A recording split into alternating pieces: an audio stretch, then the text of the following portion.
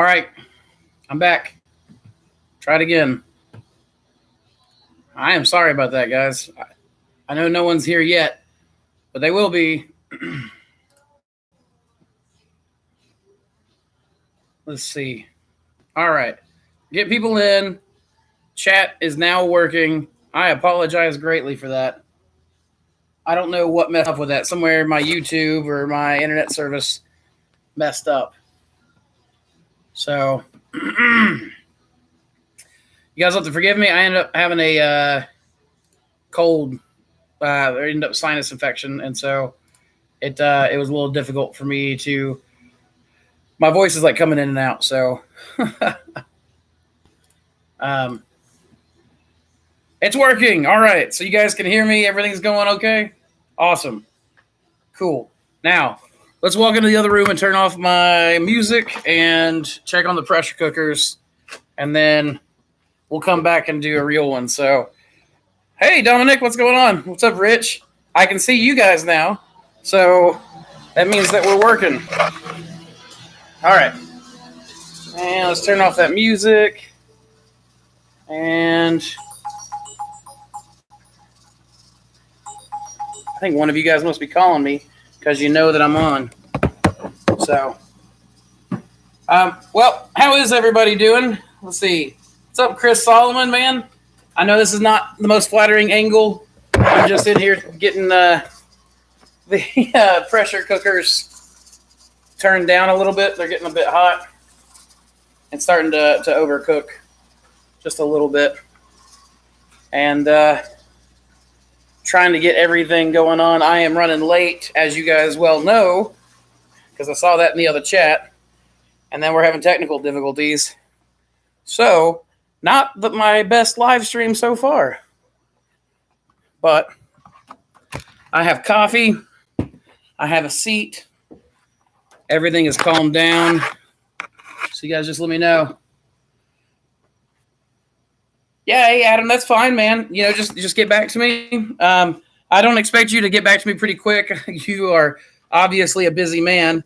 And I kind of left you some open-ended questions. But yeah, man, I was thinking about doing a video on my mushroom crossing, but I don't think I'm going to for some time.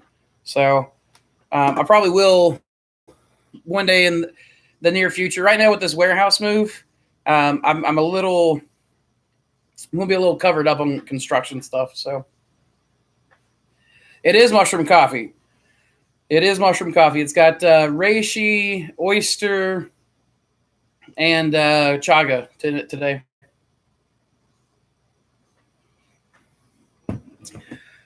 Robert Charles, I'm here. He's here. We're all here. They're here, and Saltine left. Man, I hope not. I don't know. He was in the last one. I really hope maybe he kind of sees that it came back on, because I like it when Saltine's in here. What's up, Cameron? Welcome back. Guys, I am sorry about those technical malfunctions. That was a big thing. All right, man. Adam, you have fun on your grow setup, man. Mushroom coffee. Oh, I didn't know we had mushroom and coffee emojis. I knew we had a mushroom one, though I don't know how to do it on YouTube. Again, you guys will forgive me if my voice comes in and out. Last time we did this, I ended up coughing a lot. I ended up going to the doctor later on, just after that, and ended up having a sinus infection. So my voice has been coming and going. Today's the first time I've actually been able to sound relatively normal. And just to let you guys know, you've got me for another minute and 12 seconds before I've got to go turn the pressure cooker off, and then I'll just turn that off. Be right back. So we have that. Leon says soy holes aren't available in my country. Should I use bran or alfalfa pellets? Which is better in your experience? And how is the yield compared to the master's mix? Okay, so in my experience, I have little to no experience with alfalfa pellets. I've used wheat bran. The yields I don't find are quite as nice as master's mix with oysters, but they're still good. They're still very profitable. Wheat bran is a material that I can get all year long, and so there's that. Alfalfa pellets, what I've heard, I tried a 50-50 mix like on like you do with master's mix. From what I heard from other sources, I went way too strong. I did not read the nutritional profile. This was years before I had the knowledge I've got now.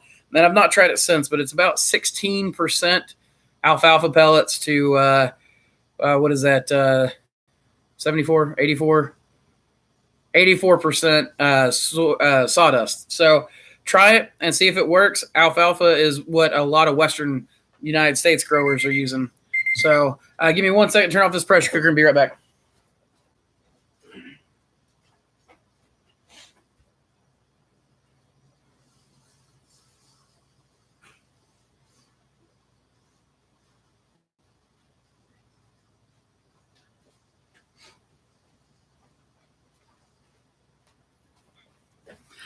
I think we might redo this one and call it Andrew's hardest to do live stream ever. Or maybe Andrew's live stream with the most hiccups.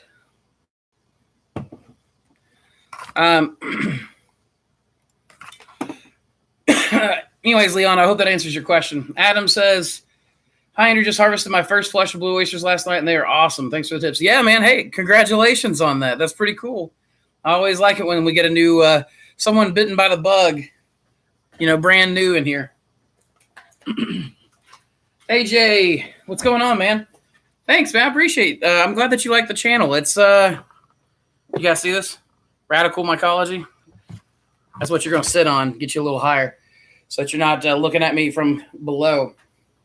Let's see, what size box do I use for my restaurant cases? So I buy them from Uline, and they're an 18-inch by 12-inch by 10-inch case. Corrugated. They have light and then normal weights. I just use the normal weight. They hold up a little bit better than the lightweights do, even though the lightweights are about 50 cents cheaper per case. It's worth it just to not have that headache when you're, walking into a restaurant and your box is falling apart. Bloomin' Boomin', welcome to the channel. Andrew, happy Friday. Hot topic on Instagram. Would like to hear your thoughts. Fungi Perfecti is getting beat up about the use of myceliated brown rice in their products versus fruiting bodies. Thoughts? They're getting beat up over it. Like that, I hadn't seen anything about. I saw that they talked about a study. I didn't read it. I keep meaning to, and I keep running out of time. And I'm just like constantly right now. I'm fighting this infection again. So I have thoughts on it. My main thoughts are that I don't think that I think that fruit bodies and myceliated grain are probably both useful for different things. I've not seen the lists of Andrew's Friday Frolics. I like that, Miser. But Blooming, as far as I haven't seen a breakdown, and so it's hard for me to give a well-formed opinion that has any merit in any basis in reality. My best guess, by just what I know, is that you're probably going to have certain concentrations of compounds, the active constituents of your mushroom. So you're going to have different amounts of each compound in either mycelium or in the fruit body. That said, my understanding is that Paul has some scientific journal, scientific journal evidence that myceliated grain is actually more potent. If it's all on rice flour, you got to think that mycelium is eating a lot of that. If you've ever taken a piece of grain spawn that's really grown in and squeezed it, it looks like a big mycelium nugget comes out. It's mostly myceliated. So I don't think that you're getting a ton of grain when it comes to this. Even if you are getting some grain, I don't think that that's necessarily a huge problem. So I don't have a problem with it. I take Fungi Perfecti's supplements. I also make my own supplements with fruit bodies. And so I think that I think both are good. So I hope that helps, man.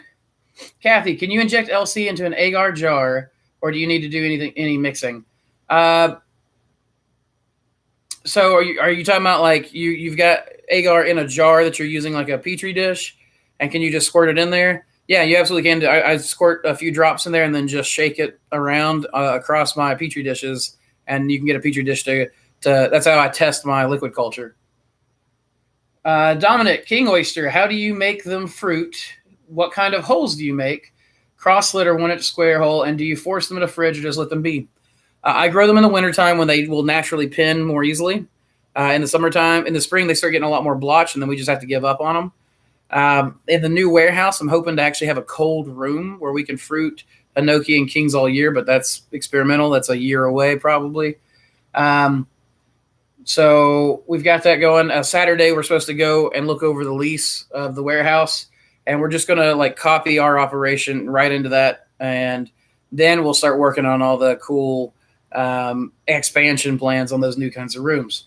As far as answering your question more directly, we don't cold shock them. We just have them in the cool grow room, and we just cut our 1 inch hole by 1 inch hole like we do on everything else except comb tooth, and just let it go from there. So, and then after that, we just leave them alone. Humidity swings. Do you do it according to the day and night, high humidity at night? No, I set a bottom and a top relative humidity, like point that I want. So right now we're at 65 and 80% relative humidity in our grow room. It means it'll drop down to 65%, and then the humidifier will kick on and take it all the way back up to 85%. I think it's actually 85%. And then once it's there, it'll kick off and it'll go back down. So I don't have a day-night cycle on my humidity or anything like that. It is literally just when the humidity drops down to a certain point, it kicks on. When it goes up to a certain point, it kicks off.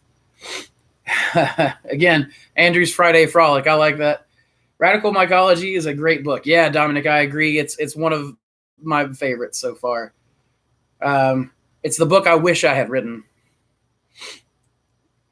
Yeah, Kathy, it's like I said, it's a fantastic book. It is one of my all-time favorites. Been hit by the bug, and our basement is now becoming a clean room, grow room. Wife thinks I'm crazy. Really like all the info you pass on. Yeah, Benjamin, you'll get that for a while. You'll get that for a while until she starts seeing success, and then she'll buy in. I mean, heck, like, and if you've seen my videos, you know Samantha's around. Samantha thought I was insane. My parents thought I was insane. Everyone did. Samantha's on deliveries right now, and we're delivering 220 pounds today. And so she's a bought-in believer now. And that bug, man, when it bites, it'll take you down a weird path for sure. Eric, hey, man, welcome to the chat. Struggling to get lion's mane to grow.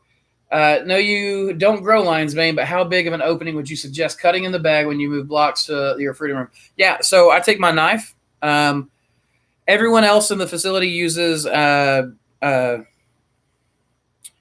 the blades. You can change them out. You can buy them from Walmart. X-Acto knives. Everyone else uses X-Acto knives, so they'll cut a little slit. But for my comb tooth bear's head, when I do lion's mane, I'm actually going to start doing lion's mane soon because I've gotten so many requests for it recently.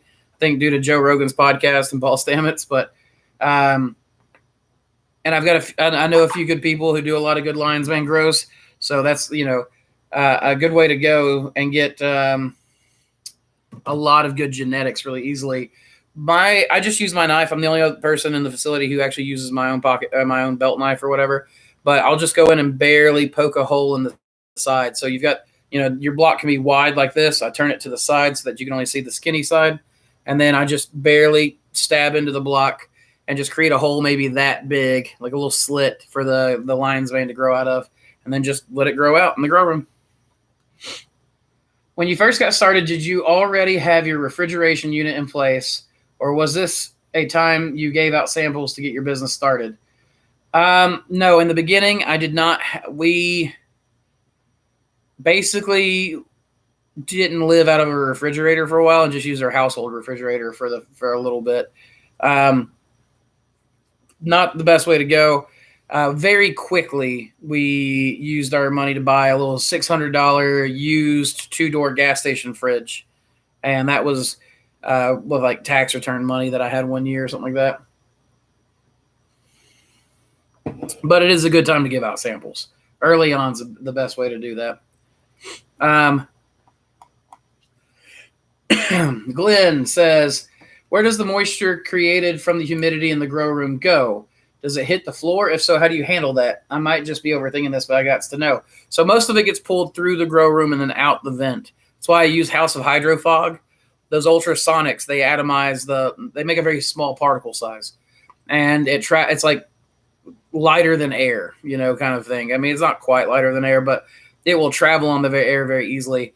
And I find that the House of Hydro fog, it doesn't stick to the floor. You might get a little bit of moisture on the floor. Most of the time, the moisture from on the floor in my grow room is for where we put water in the floor, where we pressure wash. We pour soapy water on the floor and then vacuum it up. But no, our humidity doesn't leave a lot of water on the floor. That's why we like those kinds of house of hydro fogs. If you buy something like a hydro fogger or a centrifuge fogger, those are more mists than fogs, and you will get a lot of water on your floor then. So I hope that helps. Farmer Mac, Peter McCoy would be so proud of your progress. Good job, brother. I'm in some Blue Kings. Well, I appreciate that very much. He's got a very good book that I really like. A lot of knowledge and everything. Let's see. Are you ordering some of our King Blues? Yeah, man. I think you'll like them. They're awesome. Hey, Saltine, we didn't know if you were going to make it, man, after that failed first chat. And we had to do a complete restart, so I'm glad you made it. Hey, Jerome. Andrew, can't wait for the agar water plate video. I'm intrigued. Keep up the great videos, my man. Yeah, we've got a water agar video going to be coming out soon. It's going to be my agar series, so I mean, it's like 3 or 4 videos away. Not to mention, if we start moving into this warehouse and stuff, I'll be doing a lot of documentation of that. And so some of my video work is going to have to slow down during that as far as the instructional series, and we'll have to do, more construction and focusing on that kind of stuff. But I'll definitely be working on that agar series for the next little bit. How different do chestnuts taste compared to brown white creminis? Vary. I like brown white creminis. I don't like chestnuts. So a lot of people do, though. People around here do. I grow them because people buy them up like crazy. They're actually a very nice mushroom. It's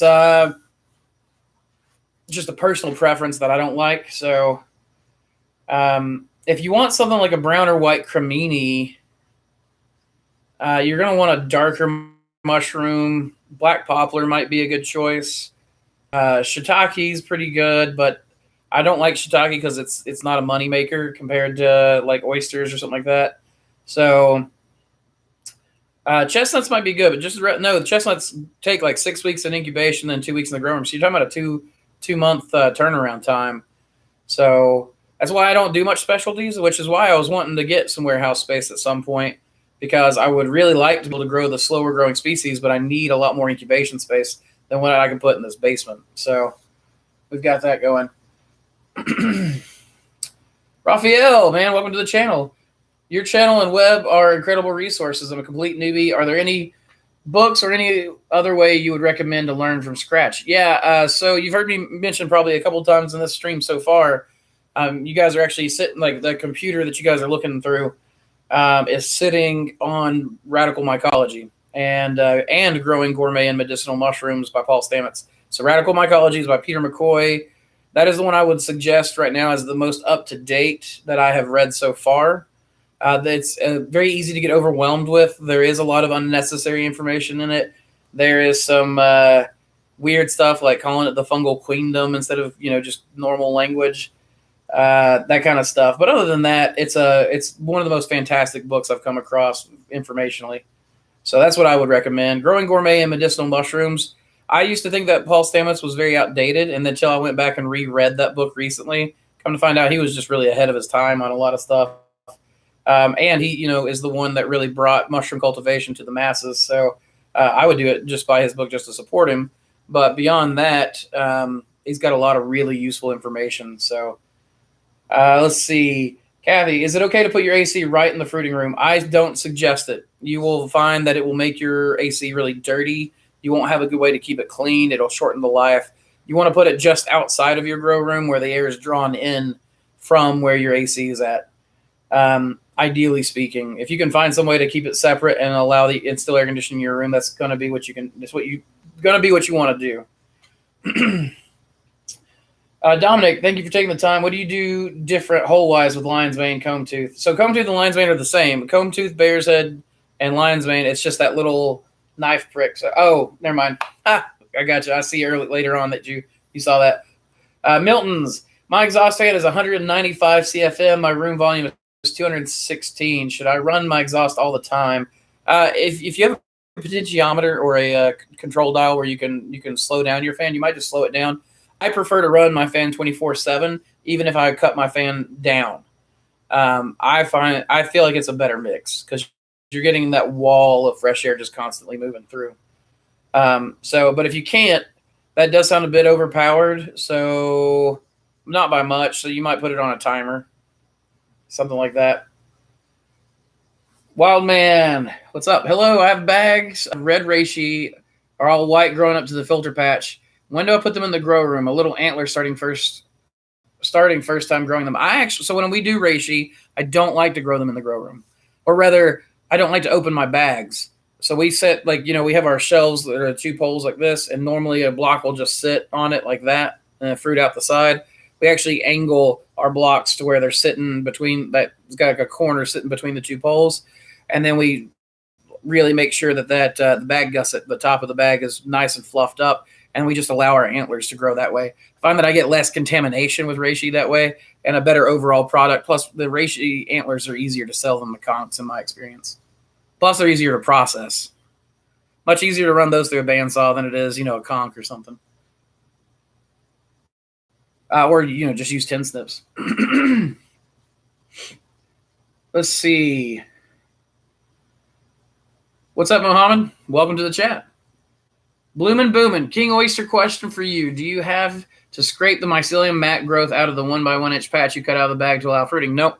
Just give it a good stab, like that. Cut the square out, and you've got a little rivet where you've cut right in there, and you'll often find that the pins will pin around that little square where you've cut the substrate before they start to pin in the center. But no, I don't do anything. I don't do any extra work if I don't have to.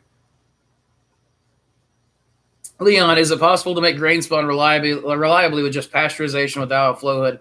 I don't think so. I mean, you can do it without a flow hood using a still air box or a glove box.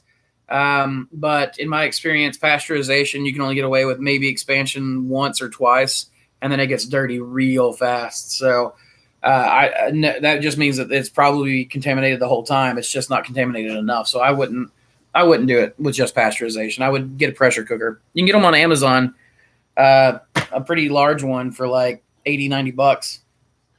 And I know that's kind of expensive, but it'll last you a long time. And it'll make endless amounts of grain for you. Hey, Mako Mama. Oh, sure. Don't give Mama a heads up. I put it on earlier today, guys. Like 2 or 3 hours. I let people know there was one coming. Long live the queendom, says David. Robert Charles, how to create the plates and slants from spawn and the liquid culture, you just add a few drops to the plate, right? How to create plates and slants from spawn? Or do you mean how to...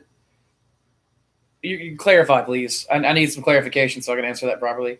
Michael Mama, just giving you a hard time. Need to know if you have a Grain Master of Pathfinder right now that I can grab. I have a Grain Master, but I have other orders going right now. I can make up another Grain Master right now. Or whenever I expand this out, I can expand it out a bag for you and get that bag to you. That'd be a 5-pound bag. But that would be the fastest I could do. I can make up I'm cooking masters right now, so I can make you up one tomorrow, and that'd be ready to ship in about a week. Leon says, if you could just grow one species, which would you choose? It'd be Pleurotus austriatus, the oyster mushroom.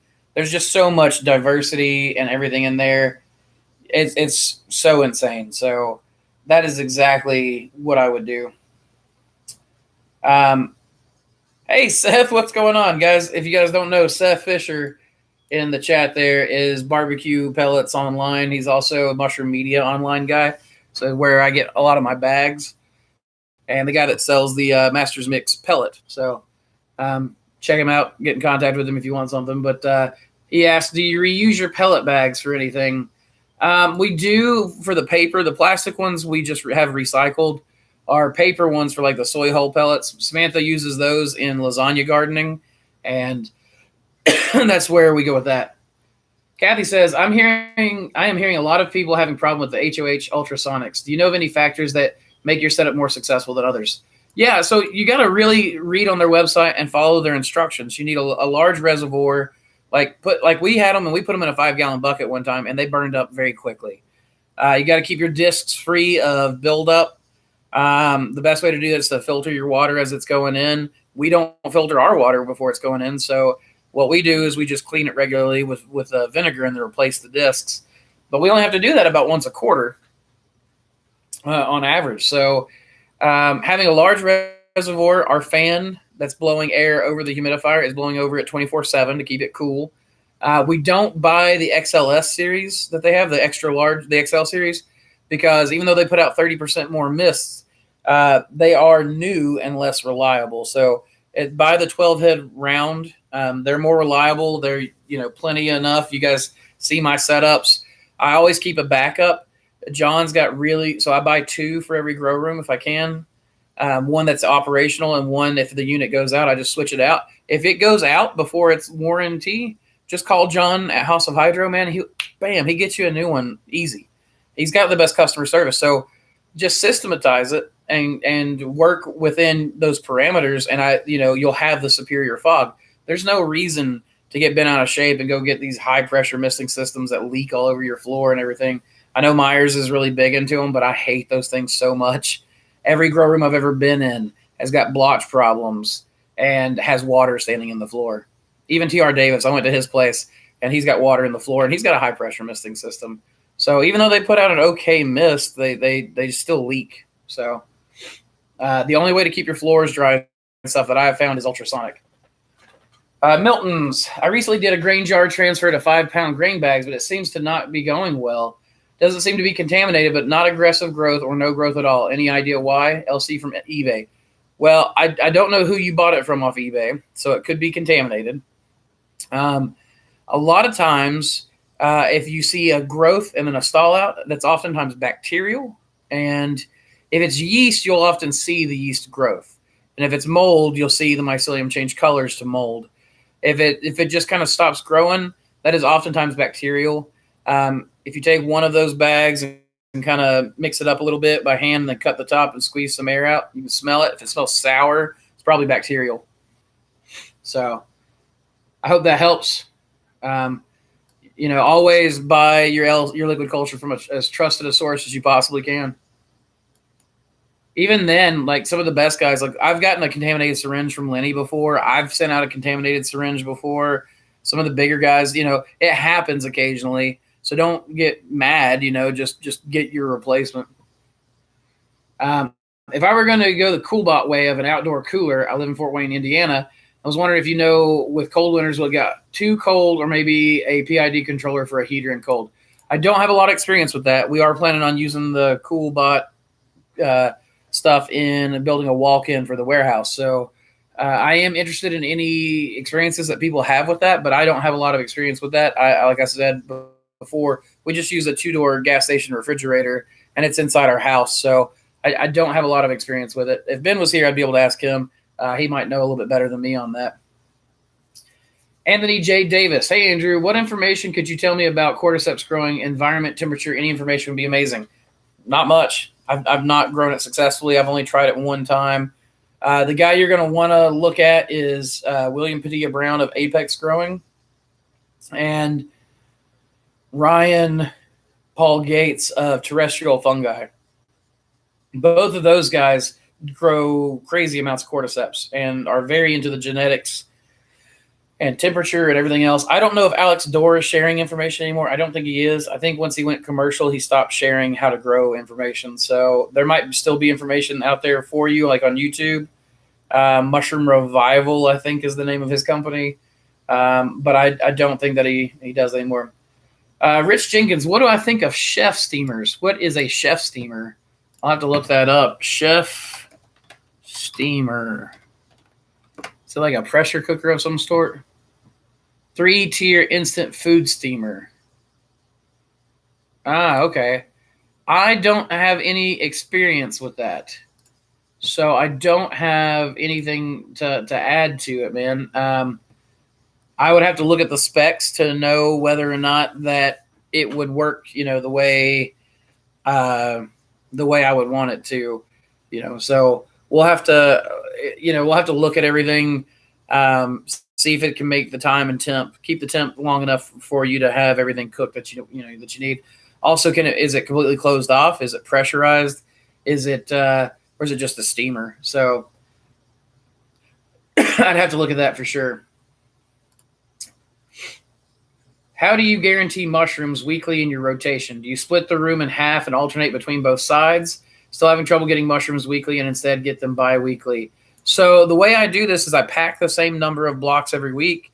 We put into the grow room the same number of blocks every week, and we take out the same amount of blocks every week from the grow room. I mean, there is variation, but you know what I mean? Like as close as possible, we do that. So right now I'm packing 290 12-pound blocks a week is what we're doing.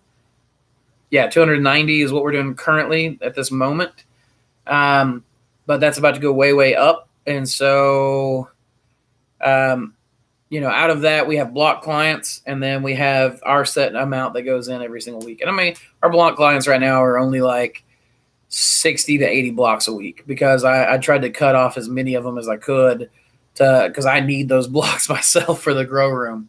So that's how I do it. So in one grow room, we have 4 aisles.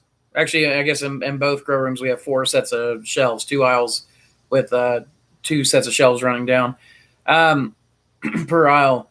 So what I try to do is do roughly a 4-week cycle. So we get a second flush on stuff and grow, take out one wall. Right now with us producing the way we are, not at peak at the moment. So we're not taking out an entire wall. You know what I'm saying? We're going through, we're inspecting blocks. These have been picked once. These have been picked twice. These are contaminated. They get thrown out. They get swapped, that kind of stuff, until we reach our numbers. Michael Mama, woohoo, that's great timeline I needed. So I'll hop on and order it. You're a godsend. Thank you. When it comes to House of Hydro, I have a window unit in where my water tank is. Keeps the water cold. Higher pressure misting system is horrid, creates more issues than it's worth. Yeah, that's what I was saying. I 100% agree. I do not like those misting systems very much.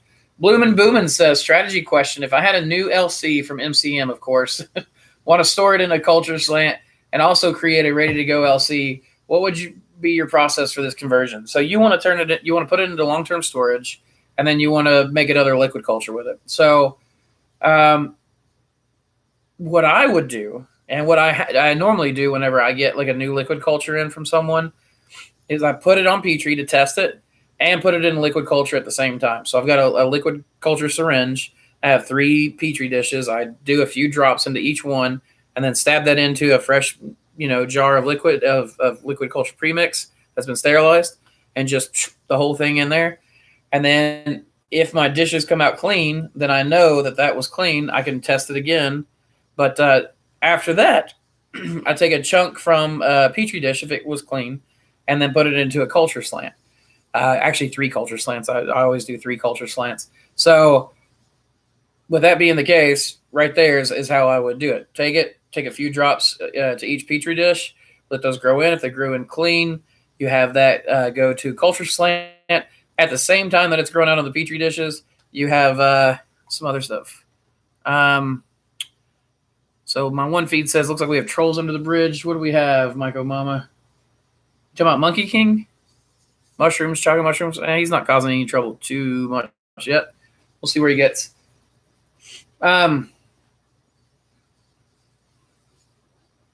Rich Jenkins, Cleveland OGB 2020 Cumby Oven Steamer. This steamer. Okay. I'll look that up, Rich. I'm not going to answer it right this second unless I get like a lull in the live stream. But I'll go ahead and pull up excuse me, go ahead and pull that up so I can give it a good look over later. Robert Charles, hit the estate sales for pressure cookers, and yeah, like working in reverse more or less. Just wondering about ways to get back to agar or slants, or will LC live and expand forever in jars? It will not live forever and expand in jars. You will get enzyme blindness after a while. It's also hard to keep liquid cultures clean after transfer. I find it's better to come back from agar every now and then. So you have to open up your liquid culture, you sterilize it, open it up, and then put a little piece of agar in there, and bam, you've got some stuff going on. Or you can do a mushroom needle biopsy, like in one of my videos.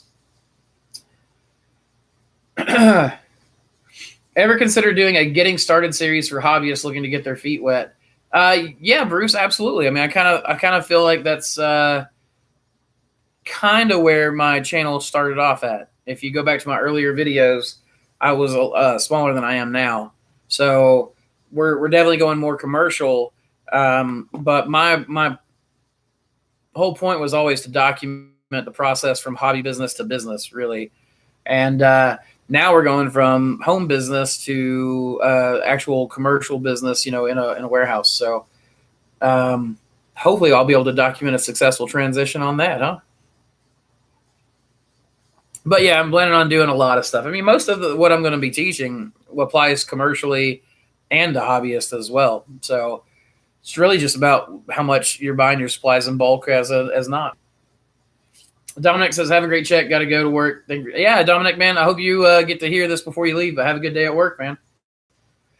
Michael Mama, even when you get LC from Trusted, you should always test on Agar. Cheaper to test a plate than waste grain and time. Lenny has only ever had one go wonky with me, and he took care of it right away. Yeah, and I'll do the same thing. If you guys get a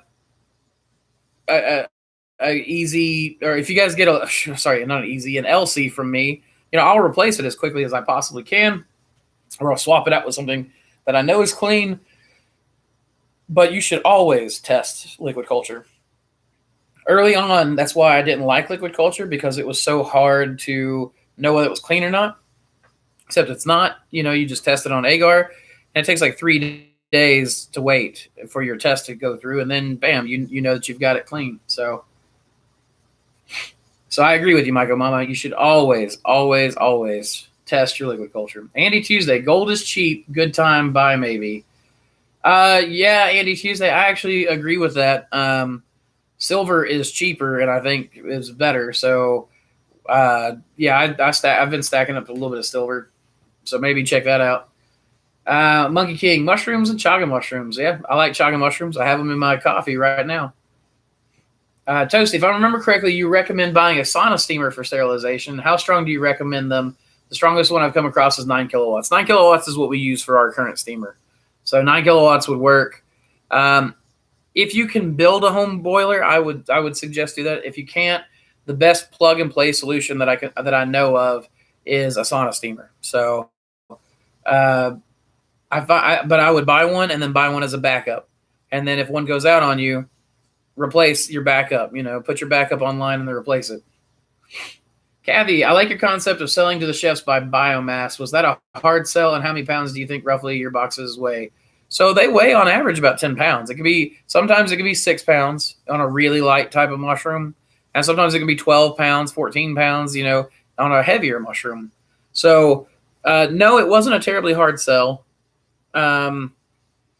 We've had a couple of chefs who were like, my boxes are light. And I was like, yeah, but your boxes are full. I mean, look at it. And I was like, do you really want these little teeny tiny mushrooms that are really heavy if I'm selling by weight, or do you want, or do you want more biomass for your money? And so most of the time, whenever I go through it and talk to them about that, it's not been a hard sell.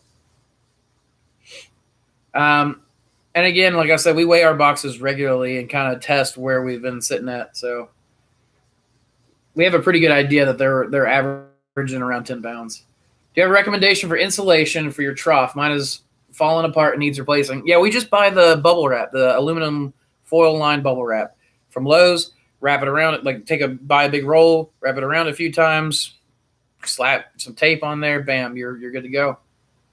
Other than that, on the top, we do a plastic sheet and an old blanket, and the old blankets fall apart, and we just, eventually you have to replace the blanket or something. But I mean, you could use the same aluminum foil bubble wrap kind of stuff, but mine's falling apart too, needs to be replaced, which if we're moving the steamer, we'll just replace it then. Michael Mama, just an FYI, hospitals have block sales where they get rid of old equipment. You can pick up tons of lab stuff cheap. I got all my stirs for $2 or $3. My glassware was next to zero. Yeah, I love that. I love auctions. Govdeals.com is a good one to buy, or at least it used to be a good one to buy lab supplies. I think that's pretty much done now. I live close to the University of Tennessee, and I know friends who work there, so I'm able to check out those auction sites, get heads up whenever they're letting lab equipment go. Walters State, is down here by me in Morristown. I have that option as well. Walter State actually has a very good biology program for a state college. That's what I went to. I just went there for a year, and their biodiversity program was amazing. You know, I went and worked. I did field studies in streams and stuff. I did culture work. I got to go work with elephants at the Knoxville Zoo, and do all kinds of stuff. So, anytime you go around these government places, colleges, hospitals, you're going to have a lot of access to lab equipment for the cheap. The problem is oftentimes that lab equipment is not production based. So if you're trying to produce as much biomass as you want for selling stuff, a lot of times the hospital stuff is really, really nice, good bomb-proof lab equipment, but isn't like the best at producing tons of biomass very quickly. So Eric says nickel, silver is the way to go. Adam says, yes, I love my silver. Andy Tuesday says, I have mostly silver, down a bunch today. Oh, is it? Cool. I might buy some more then. Would I consider selling pre-sterilized bags not inoculated? Only for local pickup. I would never ship that. I'd never make money on it. That would be a really hard sell to make, because every time you do something to the process, you get to increase your value added, ness to it. And so that's so far down. It's so easy for people to do, and it's so far down the food chain that it would be really hard for me to make money at it until I got really, really big. And could do a lot of it. And even then, I don't know who I would sell to that would have that much for me to work with. Let's see. Ever plan on going national, international, and selling at USDA future set prices wholesale, or you try to just sell or stay local, selling mostly retail? So I'm selling to restaurants and stuff, so that wouldn't be retail, so to speak. But I would sell to wholesalers if I get to a certain size. My plan is to never really get. I'm not going to stop growing and selling mushrooms until I stop making money at it. So I'll grow to a certain size and then probably stop there and then lean more into lab stuff. My biggest interest, Saltine, is in producing strains for you guys to grow and sell that way. So I am much more interested in the breeding side of things, the genetic side of things. Mushrooms was always the first step, the foundational step for me to get into a biology-based business.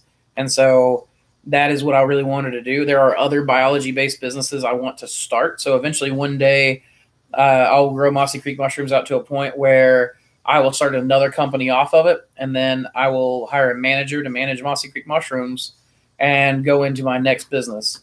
But that's still years away on my time scale. So I've got a long time to still figure out fungal genetics and work on a lot of other systems that I'm wanting to do right now. But I would not say no to it if the numbers made sense.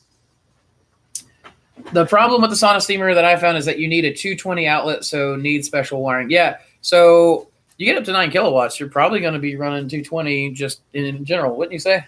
Yeah, you're not going to do that off 110. Yeah, Ben said you're not going to do that off 110. Hey, guys, look, it's Ben. Bye, Ben. Yep, I got it filling up. Everything seems to be. So I just cut it on, Yep. Or are you going to cut it on before you leave? I'm not sure if it'll be full. I'll let you know. Okay.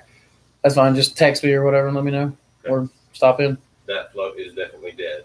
Okay, so we got to order more? Yeah, the plunger. I'm guessing where the dry steam was sitting on it. Okay. It ripped the... Speaking of boiler problems. Yep. So I'll get you the link if you need it. All right, man. Thank you. I'll look and see if I can get it, but I'll let you know if I need it. Have a good day at work. Yep. Speaking of boilers...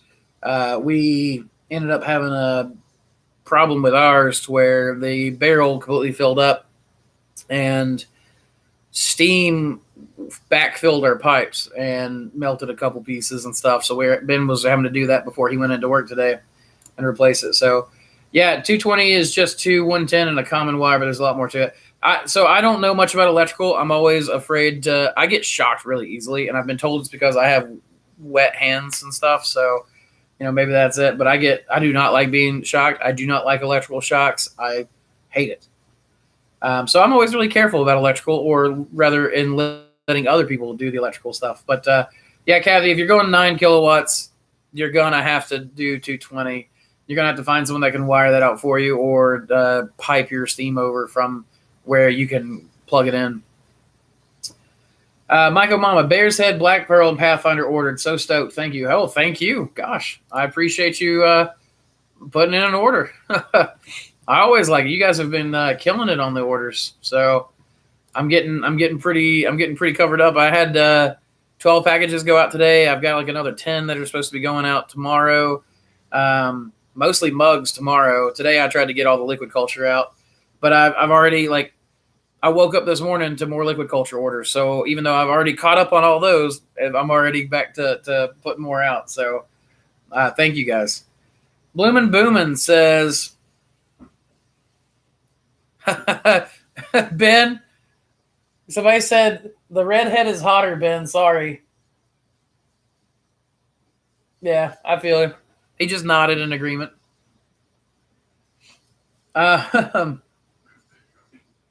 Let's see. Personal question: with your Scottish heritage, have you ever considered getting bagpipes? Always been on my bucket list. Would love to crank those things early in the morning in my backyard. Yes, I have considered it. I have a kilt.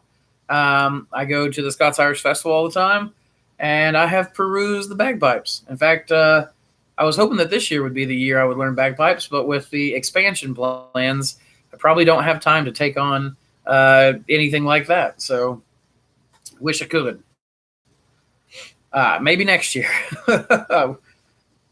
How long did it take for you to get your first loan from growing mushrooms, and how much did you grow at that time? So I haven't really gotten a loan growing mushrooms. I've tried to stay debt free in this. Excuse me.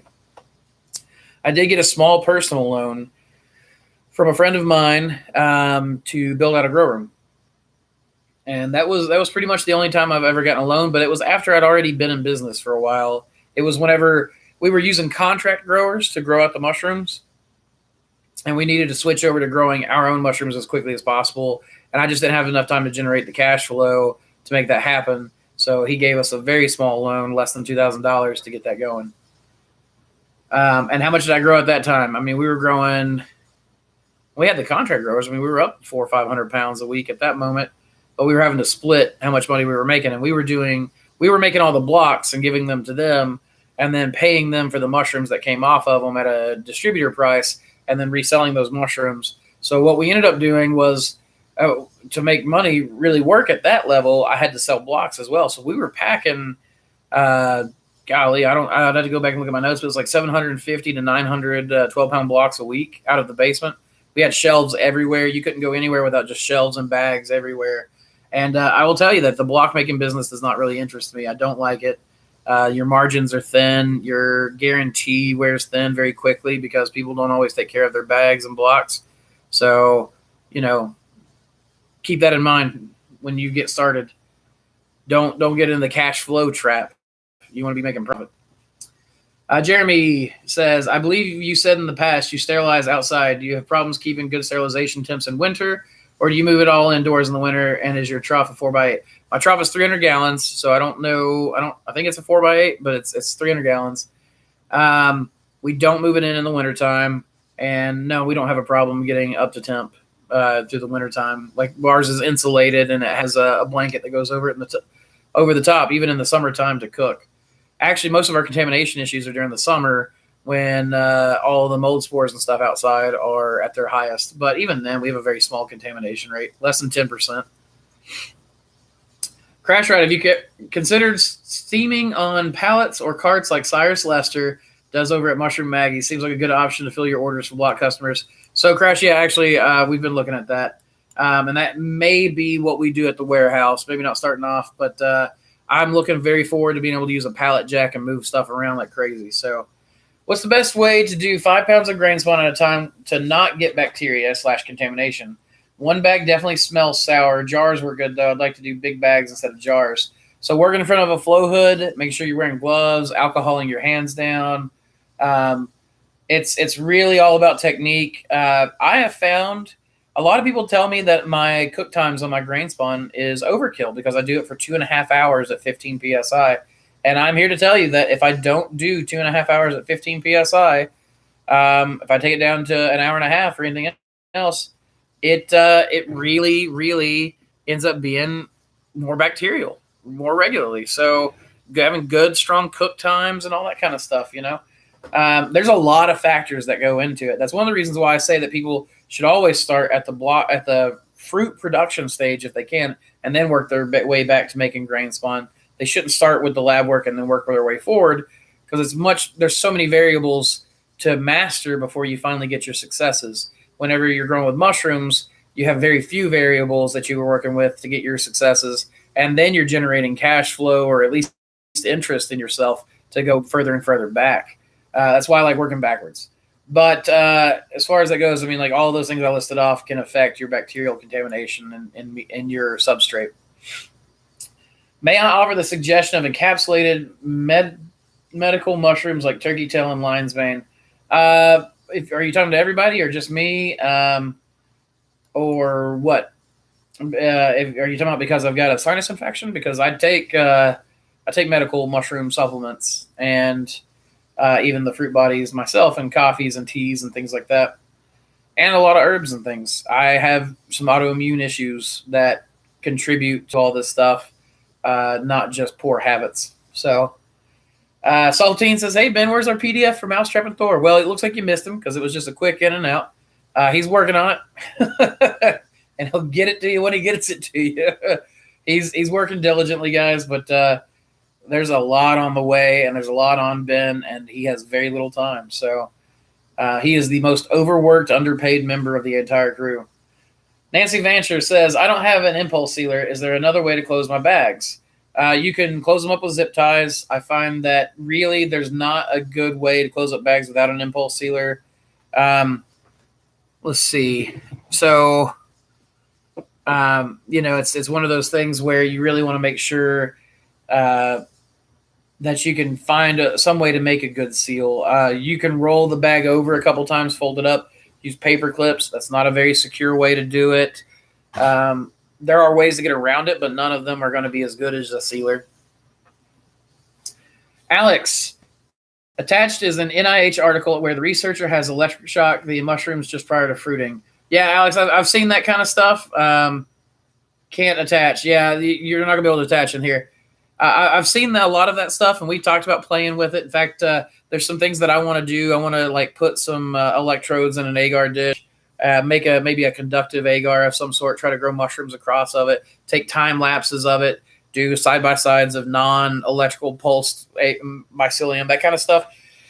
It'll be a while before I get to these experiments because of these expansions. So I was able to do 2 times the biomass volume. The caps, not just the stems. Very interesting read. Yeah, I would love to read it. Yeah, email it to me, mossycreekmushrooms@gmail.com.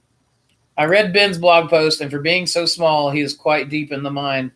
For being so small, Ben's a tall guy. Unless you mean small for our op. And yeah, he is really, really deep in the mind. And yes, Lance, we agree the redhead is hotter. I like the fact that I get to work in a place that is surrounded by beautiful women and men, big bearded beautiful men like myself. As a small business, should I be worried with trademarking? By the way, did you go with an LLC? Yes, I went with an LLC. I don't have any trademarking stuff, though Robin is working on all of that stuff. In fact, she may have most of it done already. I didn't worry about it in the beginning. I waited until I could hire someone to take care of a lot of that stuff for me and just leaned into what I was good at.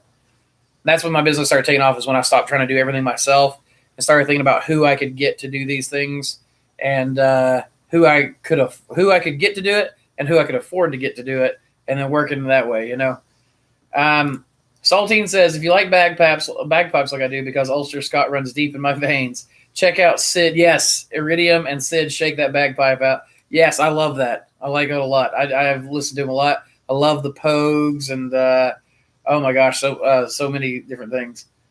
Cheers from India. Thank you. Cheers to you from East Tennessee. Have a good quality chanter. I will trade for cultures. Couldn't get past the kicking a dying duck sound of the practice chanter. Let me know. Cameron, I might just do that. So email me, mossycreekmushrooms@gmail.com. Maybe we can set something up. Everyone making them and selling them. Okay, so you're talking about the medicinal capsules. Yes, I have thought about it. I think it's a crowded space, and I think that it's one of those spaces that you're going to see a lot of people get into and fail at, and it's going to become very crowded very quickly, and then you'll have a few successful people that are doing it. I don't think the first movers are going to be successful necessarily right off the bat. There's a lot of factors that'll go into it, but it'll be the people who can run a sustainable business model off of it and survive the race to the bottom of price on it. Jeremy Watchek says, yes, being a machinist, welder, fabricator, builder, Ben definitely helps by thousands. While working 50-hour weeks to put all this together. Okay with build on boiler. Can't wait to see Ben's bagger plans.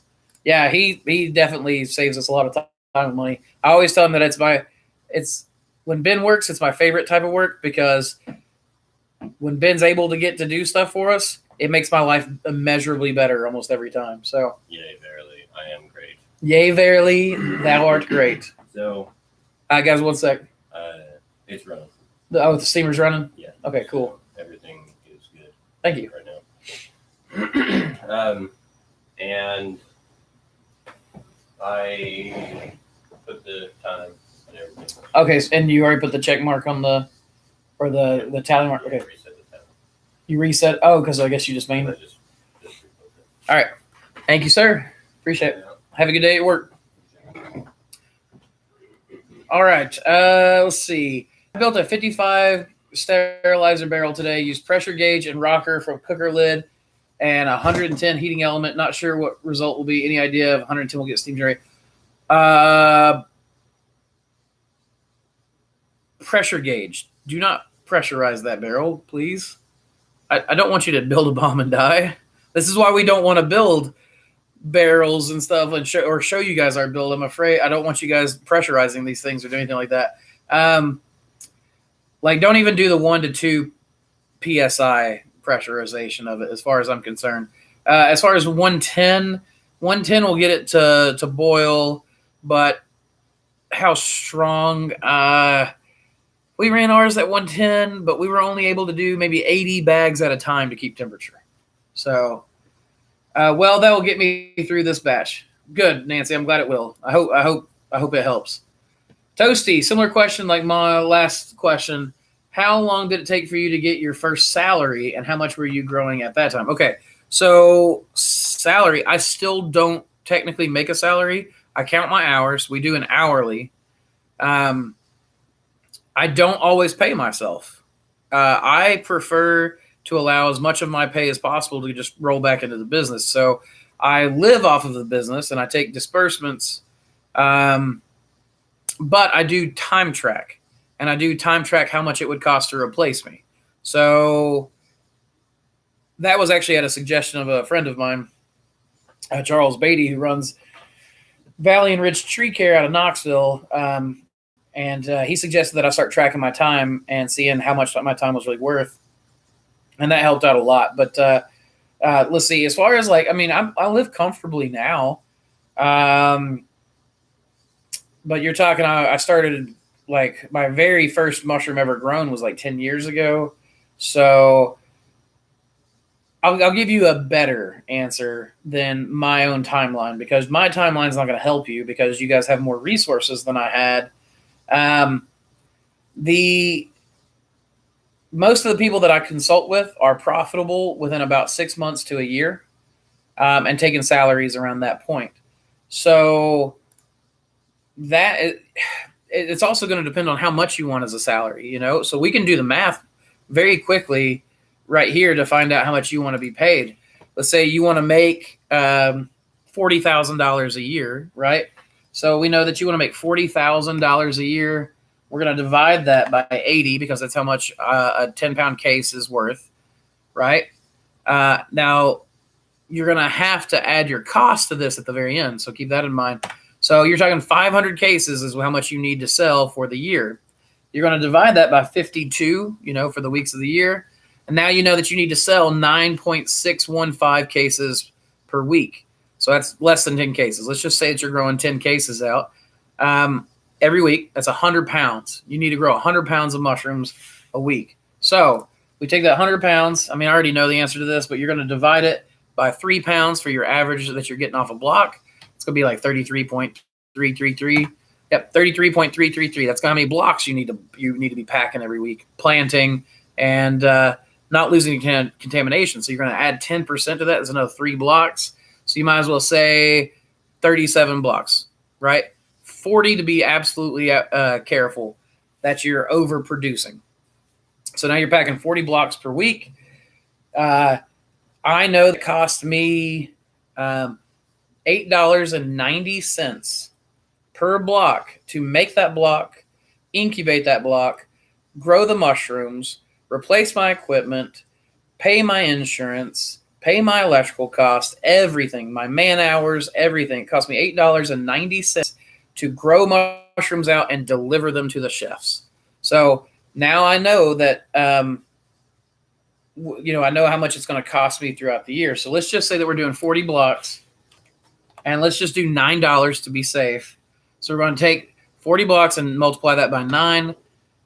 That's $360 a week, right? So you're going to times that by 52. That's $18,720. So now you're going to need to make $18,720 plus the $40,000 to get where you're at. Does that make sense? So these are, you're just going to have to, what I would do is start at the salary that you want to make, and then you work your way back, go back, figure out your cost, and then add that cost plus the cost of the blocks that you need to make to cover the cost.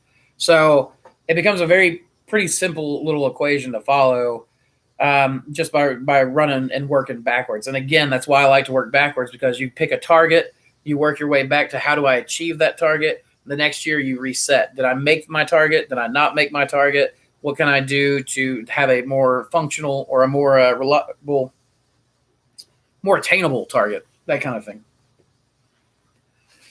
As far as my timeline, I mean, it took me, I didn't really start making money till 2 or 3 years ago, but we restarted the business like over and over and over again till we finally figured out what works. We didn't have YouTube. We were one of the founding members of the Commercial Mushroom Growers Network. Like we didn't found it. We were one of the first. We were in the first wave to join. We grew very slow because we grew entirely off cash flow, no loans, no grants, no anything like that. Just a couple $1,000s in investment. And other than that, I mean, it's not been one of those things that we did not grow quickly because we had some setbacks. We had a lot of missed ways of going. I didn't know about the master's mix for the first 5-6 years of growing. We grew on straw. Very hard to make money on straw. So you should be faster than me. That said, Eric Zimmerman, at Nancy Vancher, if you have time to use 2 wooden skewers to roll each individual bag nice and tight, you can use laundry clips or paper clips. So there you go, Nancy. I hope that helps. Floating shelves on drywall. Talk to me. You want to know if they're a good idea? Like you want the little wire ones that screw into the wall. I found we used those for a while and they ended up collapsing on us. So I prefer the freestanding metal shelves or the wooden ones that Ben builds. Christy says, when Ben starts fabrication full time, will he be building those multi-plate stir mini benches? Any idea of the cost for a 3 or 5 position stir? So we've talked about it. We actually already have a guy that's wanting a copy of the kind that he's building me for that B17 themed jar, the liquid culture stir.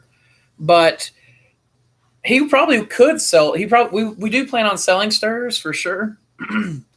But the B17 one is going to be very expensive. I mean, that's a lot of wiring. It's a lot of, lighting and a lot of riveting. And Samantha's doing a custom paint job on it and that kind of stuff. So, I mean, one of them that we have sold for like $1,500 for that. Yeah, that's just a 5-plate stir. So that's really expensive, and it's not going to be production based. If you want a 5-plate stir, Ben could probably make a 5-plate stir cheaper than that, he'd still be able to make a profit on. That won't look as cool. If you want one that looks super cool like that, then, obviously it's going to be more expensive. We just went into it because I was telling a guy of mine, and he was like, oh man, I want one of those. And Ben's like, I don't really want to build these because it's so expensive to sell it. And so I told the guy that, and he's like, I don't care. Just tell me the price. And so we told him a price that we thought was going to stop him from ordering one, and he went ahead and got one anyway. So his gets built after mine, though. Hello, Mango. Kaboom, not good. What's up? Mango, why did you retract your message? Or somebody else retracting your message? Hey, Jason's on. What's up, if it's fish? How do we know when you are going to be dropping knowledge on these live streams? So I'm hoping to just start doing more scheduled ones as we go. But right now I'm having just a fit them in when I can. So earlier this morning, I was like, okay, I'm going to have this time when Samantha's doing deliveries, Ben's working on the boiler, and I'm going to have a few minutes to sit down while I'm pressure cooking liquid culture and grain spawn. So I just went ahead and scheduled one. I don't have a good way to tell you right now. Normally I'll do one on the weekends, but I'm doing one today because I'm not going to be able to do one this weekend. We have stuff to do with family, and then we have to go inspect the warehouse. We have to go inspect the lease and go look over, and then sign paperwork if we're going with it. So I can't tell you how you're going to know well in advance. The only thing I can tell you is just keep a lookout. I'll usually try to post it in the morning a few hours before I do it. Mango, can I grow and fruit the Black Pearl King in a temperature range of 70 to 75? Yeah, as far as I know, Mango, mine's growing at 65 right now. My room has spiked up to 70, and they've grown in just fine. I don't think we've been at 75 yet this year, but I've been told it will grow up to that temperature. Saltine says, atmospheric pasteurization without pressurization is the safest way to go when it's built at home. I agree, 100%. Atmospheric pasteurization. Don't worry about sterilization. You don't want to pressurize those barrels. If you want to pressurize, spend a few thousand and get a professionally made retorter autoclave. Yeah, or pressure cookers on the small scale. If you're wanting large scale kind of stuff, go with the pasteurization, the atmospheric steam pasteurization. If you're wanting to get pressurized stuff, there's a lot of legality that goes into that kind of thing. You need to look into that before you start pressurizing larger vessels. Bloom and Booming, what is your guesstimate on your 12-pound bags width on the fruiting room racks? I know you fit 3 per shelf, just trying to figure out the length between posts. I think it's 36 inches between posts on the 3-part racks. On the 4-bag racks, it's I have forgotten the width on that. Milton, so I put pressure gauge out on just out of curiosity and rock for safety as well, thinking I could loosen lid if need be. So do you think 120 element would get it under to pressure? If not 24-hour runtime.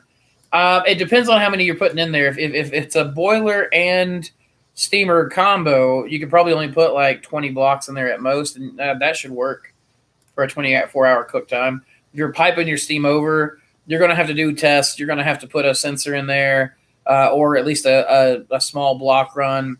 If they come out clean, then you know everything. Like there's a lot more to it than just element timeline.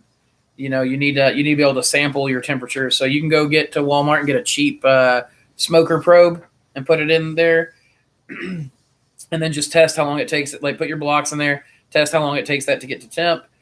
There for a while, we were having problems getting our bags up to temp, and that's why we built a stronger boiler, or why we bought the 9 kilowatt in the first place, and then ran wire to it. Yellow, hello. Thanks for replying back. Hope you're feeling better. What are the average prices for a bag of soybean hulls, wood pellets, and grain? Just wondering if I'm getting a good deal or overpaying. So that's going to depend entirely on where you're at.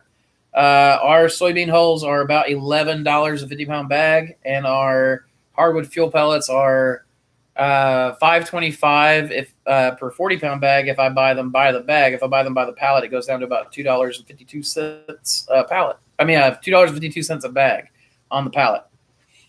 I prefer buying by the pallet. Saltine says, "What's going on if it's fish?" Oh, never mind, Jason. You already saw it. Could you talk about growing cordyceps on a commercial scale enough to do a B2B sale? Isn't it a good income mode? What is the difficulty level with growing them? So I can't talk about cordyceps on any kind of commercial scale. The guys you want to talk to are like Alex Dorr at Mushroom Revival, Ryan Paul Gates at Terrestrial Fungi, and William Padilla Brown at Apex Growing. I would start with William, then go to Ryan, and then go to Alex Dorr. I don't even know if Alex Dorr is sharing growing information anymore. I think that once he went commercial, he started deciding that he was going to make that paycheck. So I don't think he's teaching anymore, but he might be. I might. Let's see. I know he used to work with William Padilla, and I don't know if they had a falling out or if they just stopped working together or if William moved or what happened. So, but I know William's now working with the Odin Project. And he's done a lot of genetics testing with cordyceps to get good fruit development. So, have you evaluated using the used blocks to grow microgreens? I have not. There was a guy that I was talking to who was wanting to use microgreen waste to grow mushrooms on, and I thought that would be really interesting to go back and forth and see what all you could do with that. I haven't evaluated it, but I think it would be interesting. I think you would need to kill the blocks. The oyster mycelium, in my experience, kind of kills off living plants a lot pretty easily. So, what brand of hardwood pellets you use from Tractor Supply store? Thanks for I get them from Tractor Supply. I get them from, as long as it's hardwood fuel pellets, I get them from the co-op. We get different brands depending on the time of year, depending on, we had a big shortage there for a while in the U.S. So the company names changed a lot back then. Now we're getting them Greenway, I think is what it's called. Alex says extra income, side business addition to mushrooms. Yeah, I think microgreens are a perfect addition. You get a lot of the same skill sets. Screw you, Jerry Rogers.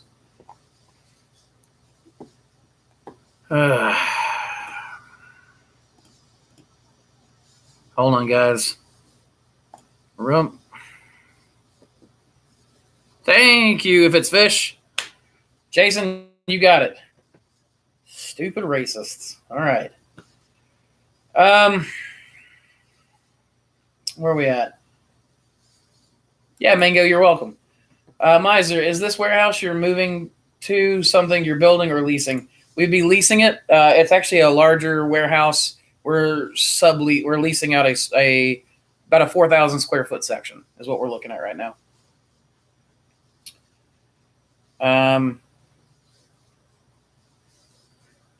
Where else am I at? Thanks for hanging out. I have to head out. Thanks again. Yes, Altine. I hope you get to hear this before you go, man. Go on. Have a good day. Robert Charles, I can make a high pressure setup if people need them. I work pipeline, so everything's tested up to 3,000 PSI. Hey, man, if you can make them where they don't drip and stuff, I think that's great. My biggest problem with them is just they drip all the time. That's why I like those ultrasonics. Plus, in my opinion, it's so much easier to vent fog where you want through ventilation style equipment than it is to pipe stuff around, especially for high pressure stuff. But I mean, I don't think I don't think high pressure is a bad way to go so long as you can do it well. If you had ideal for your grow room, would you go with a different design for your shelves in the grow room? No, I don't think I would. I think I'd just keep doing what I'm doing. Really what would happen is if Ben thought there was something more ideal, he would bring it to me and I would go with it. Ben designs most things now, and I usually just trust him. We talk things over before we do it, and I say yay or nay. So, can my educational nonprofit get any kind of discount on your liquid cultures? Eric, I'd have to look at it. I'm not entirely sure what we've been doing. Thank you, Jason, for removing the troll. I'd have to look at it. It depends on what your nonprofit is and if it's something that we'd be willing to support. So just get with me at mossycreekmushrooms@gmail.com. I'll answer it as quickly as I can. I went through and had a big power session of answering emails last night. So I answered. If I didn't get to you guys, let me know. But I went back like 14 days ago and started replying from there and got got all the way to the, last night's emails. So woke up this morning. I've already got a whole bunch more. I grow microgreens. The medium needs to be sterile and loose. Yeah, that's what I was wondering. But if we cook the blocks back, they loosen back up because the mycelium dies off. I just don't know that it would be good for microgreens right off. Maybe with a more compost growing mushroom like button substrate. Let's see. Robert says I'll charge a fair and honest fee, just like we do. $3,500 a foot. 3,500. What a foot? Yeah, we get a lot of trolls on here, Robert. That's just the way the internet goes, right, Garrett? Yeah, thank you, Q Zillin. Been nice to have you on. Miser. Oh, food for thought. Also, I've been meaning to ask if you know of any crops which have similar, if not the same, growing conditions, cycles as mushrooms. I only know of one so far, bean sprouts. I mean, bean sprouts, microgreens, maybe not the same growing conditions and equipment exactly, but a lot of aquaculture stuff. That kind of stuff is usually pretty good. Fast turnaround, good price valuations, that kind of stuff.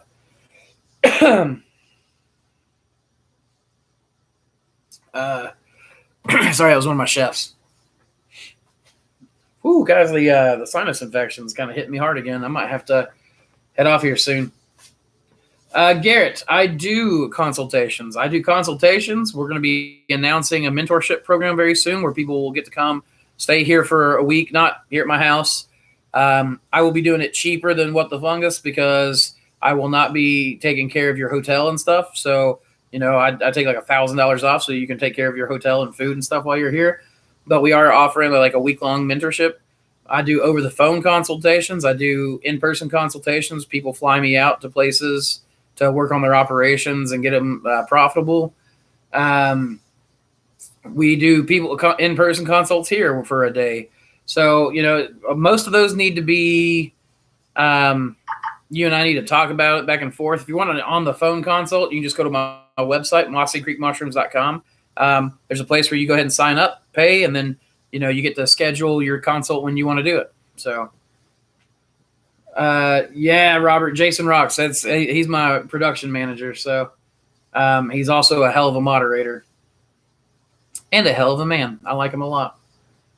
In fact, my entire crew is awesome. Robin, Melanie, Samantha, Ben, Jason, Laura. I mean, these guys are they're my vicious pirate crew. Alex says, in the Philippines, i.e. low tech, they use cold water with a yogurt blend to fruit the room faster. It cuts down by 1 day waiting time. The yogurt is a lactobacillus, a probiotic. Your thoughts? I think that's awesome. Ben and I have been talking about that actually in the sense of liquid culture and how it might be interesting to be able to do successive bacteria and funguses on the liquid culture. I don't have any clean thoughts where I'm like, man, I know all about this. It is something I'm fascinated by, but I don't know anything about it. So you should be blushing, Jason. Let's see. Robert says, I was talking about steamers, not misters. I'm still on the fence about the hydro systems. Oh, I see. My bad, man. I completely misunderstood. I don't know enough about that, apparently, to recognize what you're talking about. For sure, Garrett. Yeah, just get a hold of me, man. mossycreekmushrooms@gmail.com is my direct email address. I'll be around. I'm always around.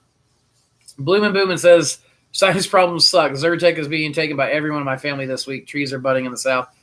Yeah, I get pretty bad allergies. I get sinus infections, ear infections really easily.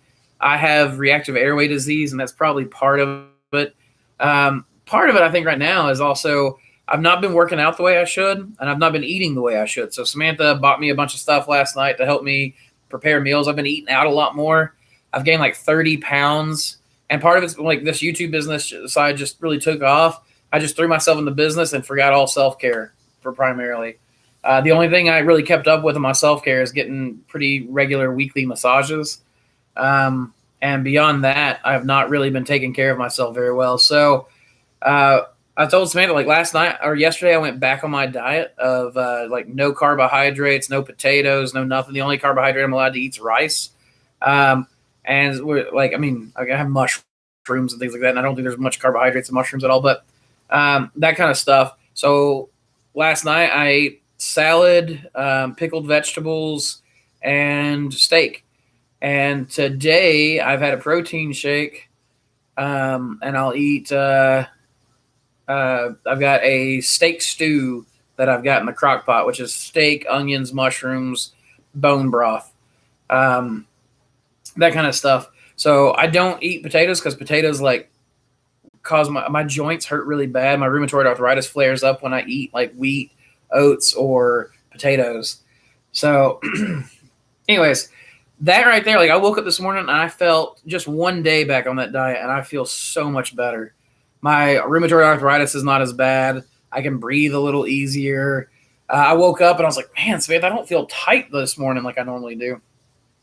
So, hopefully being back on the straight and narrow, disciplined way, I've got to start lifting weights as soon as this infection clears up, and we'll be all good. I just cooked the shiitake that I just grew my first time, and I kind of can't stand the smell of them cooking. Well, Angel, good luck, man. I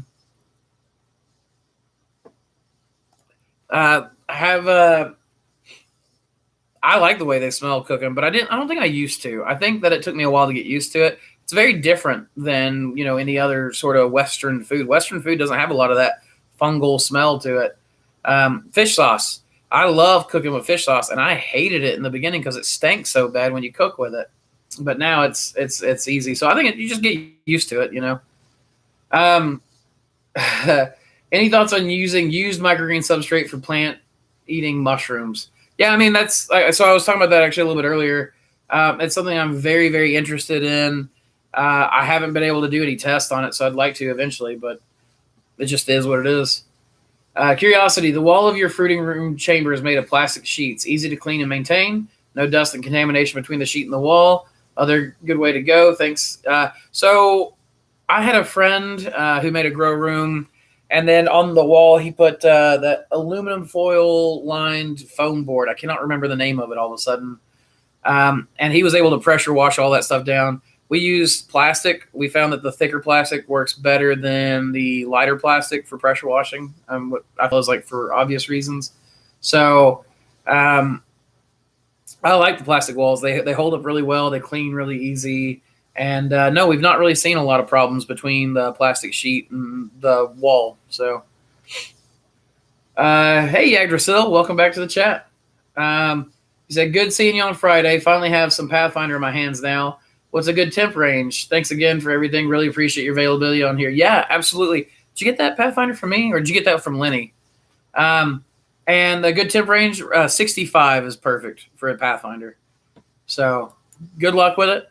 It is a weird mushroom to grow, but it is wonderful. Robert says, what? Potatoes are good for you. Yeah, I mean, they are lots of vitamins and minerals. I love potatoes. I am a potato man for sure, but I mean, they make me flare up bad. Especially if I eat them with the skins. If I eat them with the skins of my rheumatoid arthritis, I'll be stiff for days. But I have a lot of inflammation issues, and so apparently I have to be careful about what kind of foods I eat because they cause it works a lot with the inflammation. So when you go for your next massage, have them work all your sinus points. Great to really your headaches as well. Yeah, Jeremy, I'll check that out. I don't know anything about sinus points, so maybe she will. She's a medical massage therapist. She really started working with me because I've always had really, really tight fascia. And so when I started lifting weights, I started getting just really tight all the time. And it didn't matter how much I was stretching. With her, she'll get out in there and she'll stretch me. She'll do deep tissue massage. She really works a lot of points.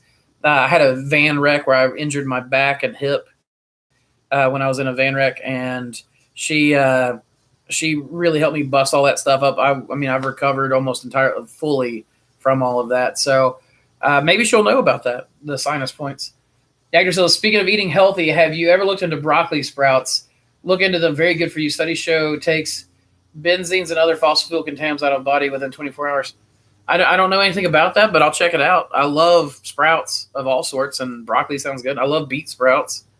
So, in fact, I really wanted to sit down with a smoothie. Samantha bought a new blender, so I can go back to having my smoothies because my Vitamix got tore up and the kids overloaded it.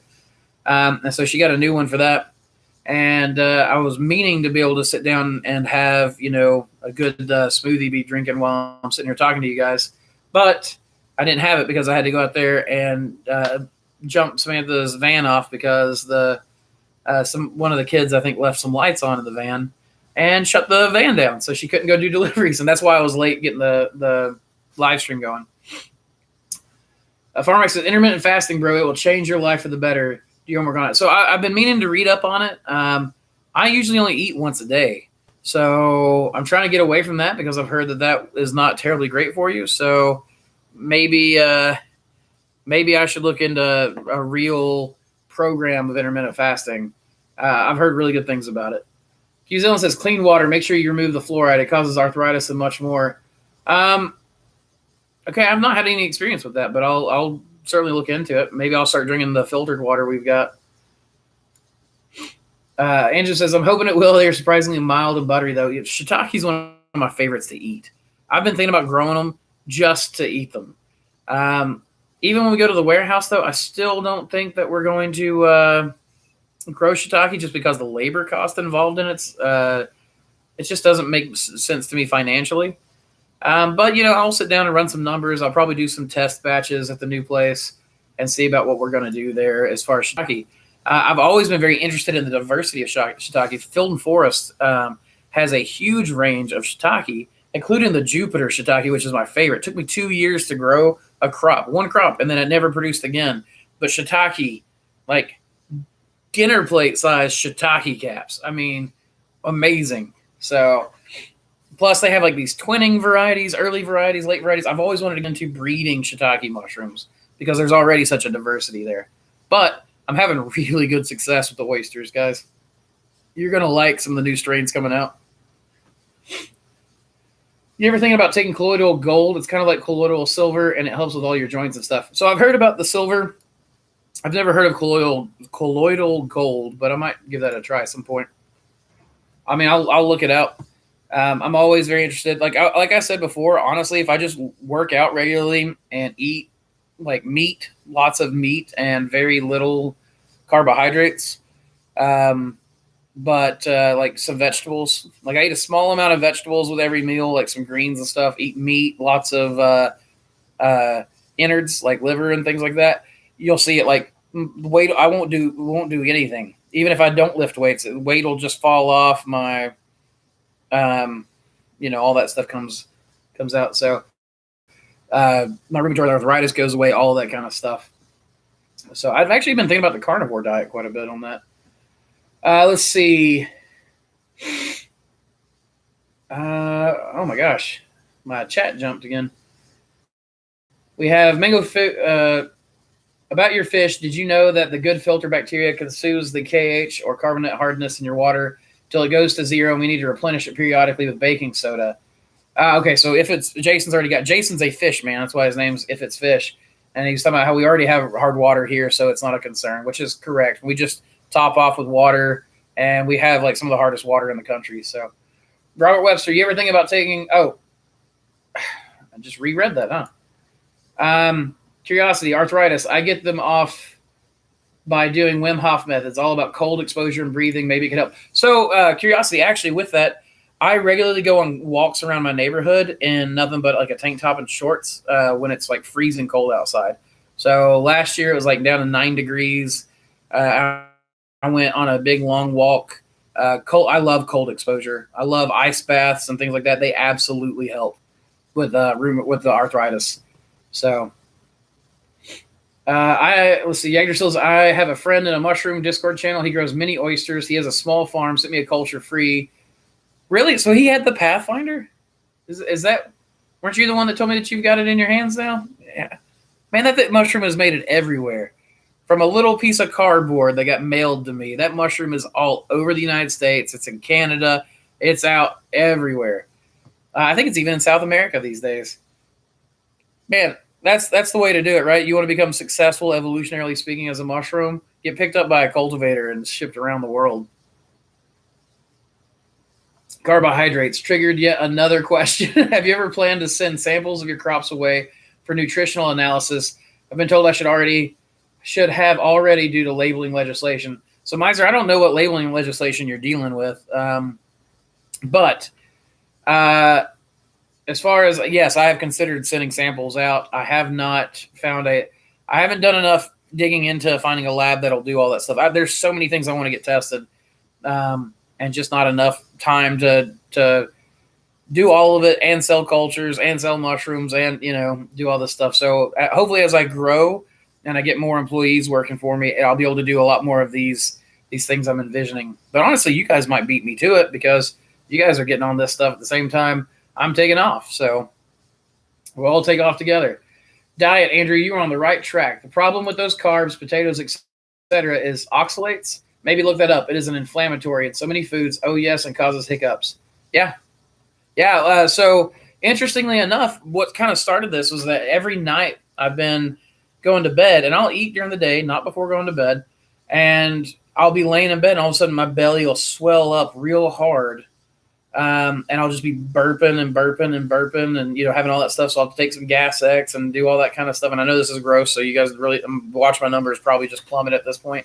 But I'll get hiccups and all that kind of stuff. And last night, like I said, I ate right before going to bed, and I ate heavy, and I overate because I was eating Brussels sprouts, and it's one of my favorites. I was eating broccoli and cauliflower and carrots, and of course a nice ribeye and a little bit of sausage because somebody had done a little side dish that had some sausage in it, and I definitely overate. No problems at all. No digestive upset. No nothing. So diet is obviously the biggest thing for me. Well, you never made a video about cleaning, a good part of the business to expose up to show your way. So curiosity, go look earlier. I've got like 3 or 4 videos in a row about cleaning the humidifier, cleaning the room. There's one titled how to grow mushrooms if you don't like cleaning. I absolutely show cleaning. Robert Charles says, look at hemp substrate and sugarcane leftovers. We use brown sugars in farming to feed the biology. The brown has more sugars. Just made lactobacillus for animal feed. It is amazing for health. Okay, I'll look into that. Yeah, thanks, Robert. Thank you very much. Indri says, hello, Indri. Welcome back. When is the mushroom cooking stream happening? Oh, you want me to go try out my new air fryer Samantha got me? Let's make some air fried oyster mushrooms. Is that the cooking stream we want to do? Jeremy says, what are your thoughts on making supplements out of your mushrooms? I think it's a great idea. I don't know what the legality is. So I'm not looking. I don't know if you can sell supplements without having like a commercial kitchen and all that kind of stuff. So, there is that. I Am Miser says colloidal silver turns your skin blue after extended use due to the fact that we have no way to expel ingested silver. Silver you eat, drink, stays with you for life. Oh, well, then I'm going to look into that very carefully before trying anything like that. Robert Charles says yogurts can be mass-produced from milk, a yogurt, and a one-pot, easy pot, unipot, or cooker, whatever the new crock pot is. Gotcha. Yes, I am I used to make a lot of yogurt, but it's just so cheap to buy that I just buy it now. Hey, Eric, I got your email. I'm going to have to look at it here in a little bit, okay? And it looks like somebody sent me a picture, so I'll check that out too. Appreciate it, guys. Anjum sounds similar to the Paracone diet. It's originally geared towards youthfulness concerns, but is an anti-inflammatory and keeps your blood sugar balanced. It's probably at the library. I'll check that out. What I heard, so Jordan Peterson went on the carnivore diet and had a lot of his inflammation issues go away, and that's what got me started. I just love vegetables so much I couldn't give up all of them. I do stay away from certain vegetables. Peppers and tomatoes seem like they affect me a little bit, but I love them so much that I'll deal with what little bit of problems I've got with them just to keep them. Plus, that's like what I like to grow is tomatoes and peppers. We have a pepper variety we bought in called the Ashvarsky pepper, and we bought it from Baker Creek. But I've been growing it for the past 8 years, and I grew my other favorite peppers near it. And so the peppers changed a little bit, but we save the seeds every year, and that's what we plant. And I love making like pepper jelly and stuff with it. So that stuff is really, really good. So probably won't be giving those up anytime soon because that's like a family pepper now. My employees have grown it.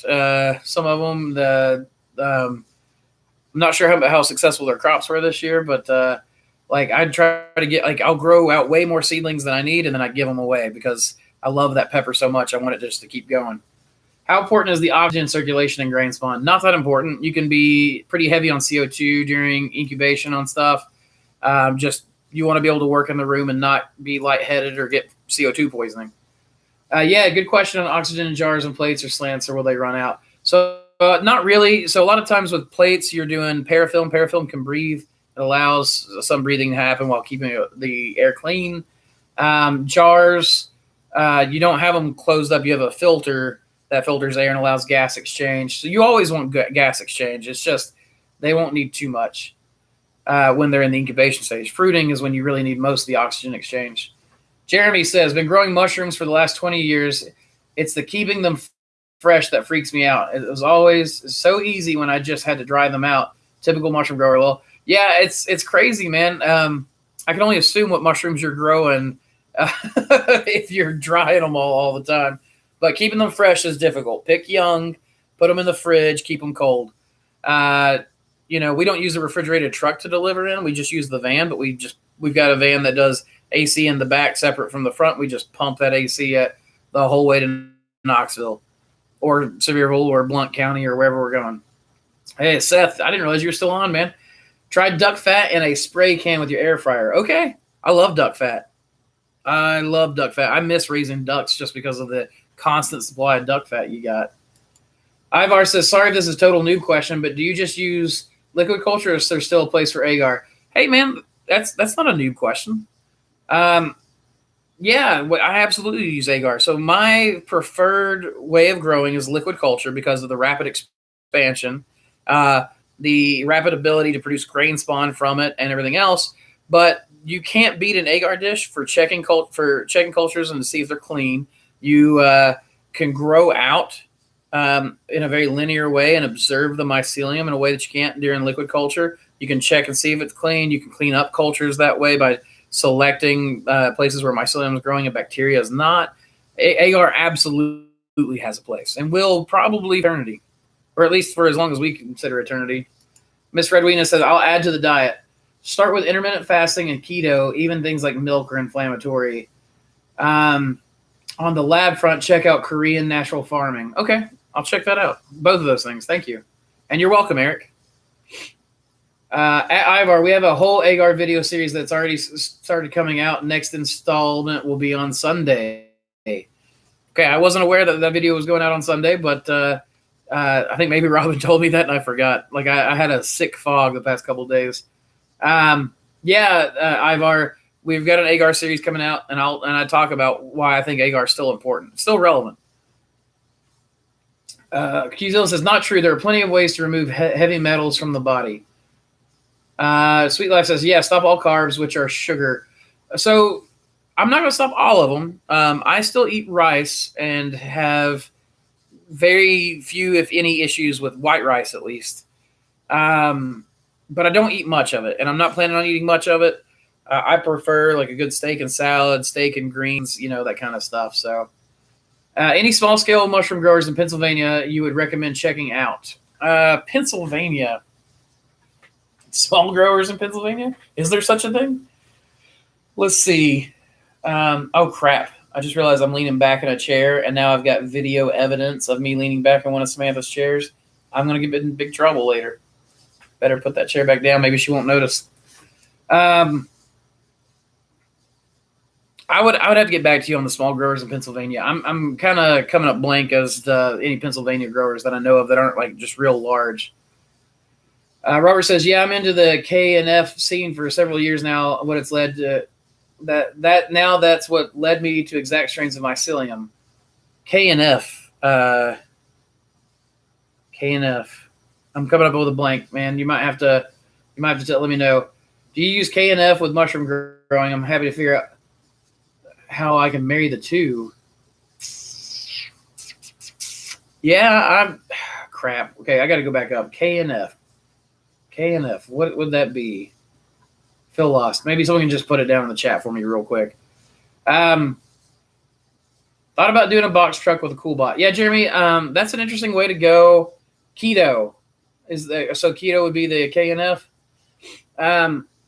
As far as a box truck goes, it's too much unless you're just a real big grower, in my opinion, and you're doing a huge amount of delivery. Like I said, man, we sell in a van, and I can sell 400 pounds out of the back of a Honda Odyssey. Used to be Toyota Sienna. I prefer the Toyota Sienna, but yeah, that's the way to go. You know, if you can do the van, I would do the van, just because it's cheaper. But if you're doing a whole lot, yeah, do a box truck with a cool bot. There's actually a guy I know who drives from Atlanta to Monterey Mushrooms up here real close to us, buys a Korean natural farming. That's the KNF. Thank you guys. Thank you very much. But he drives up, he's got a pickup, and he built a little cool room in the back of his pickup that he can just step up into. And it's got like a big camper and stuff. He did a spray foam insulation and then a cool bot on it. And then it runs off of his like cigarette lighter, basically the cool bot and the air conditioning. He's got it wired up somehow. And he comes up and he buys tons of mushrooms from Monterey's, buys some from me, drives to somewhere in North Carolina, sells stuff, and then has a whole route that he goes all the way to Atlanta. And he does this 2 or 3 days a week, and that's all he works apparently. So, if you can do stuff like that, that's what I would do.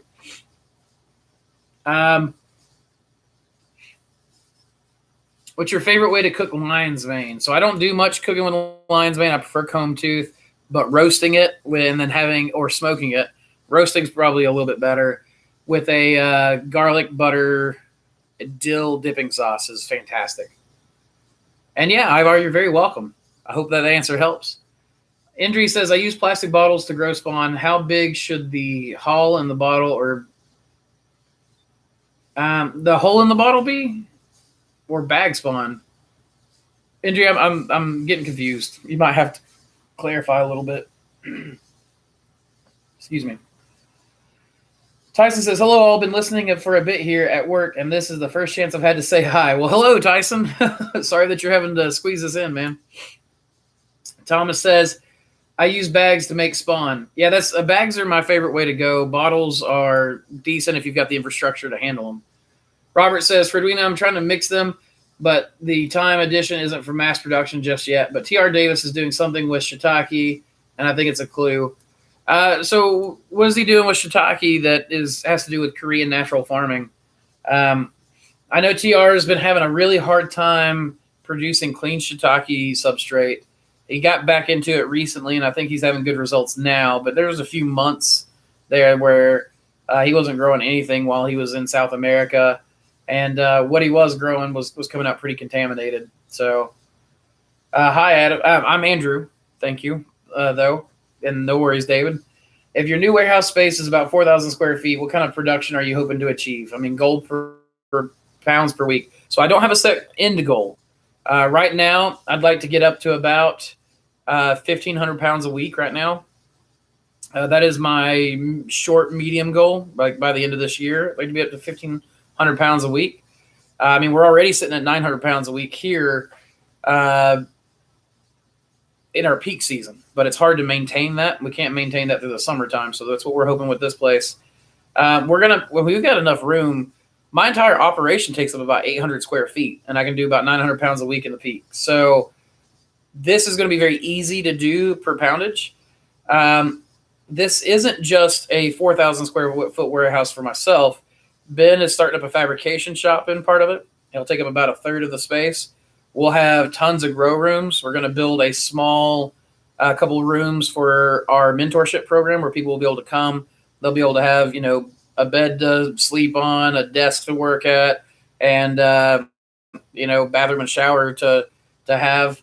And that will be where, basically a little dorm for people and, a spot for people to eat lunch. And we're going to it'll be a full space.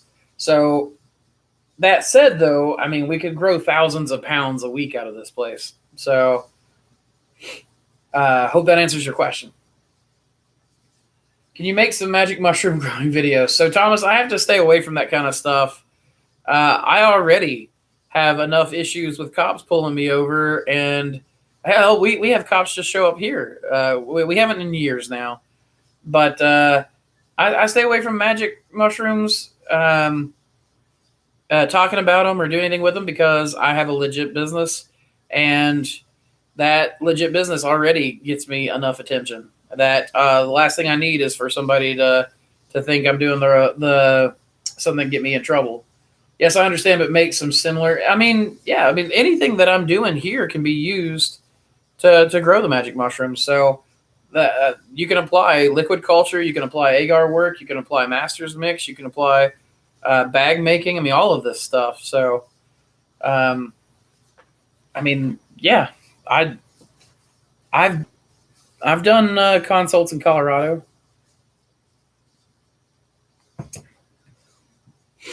I'm not alone. That's exciting. I thought I was a freak. No, Robert, you're not alone or a freak.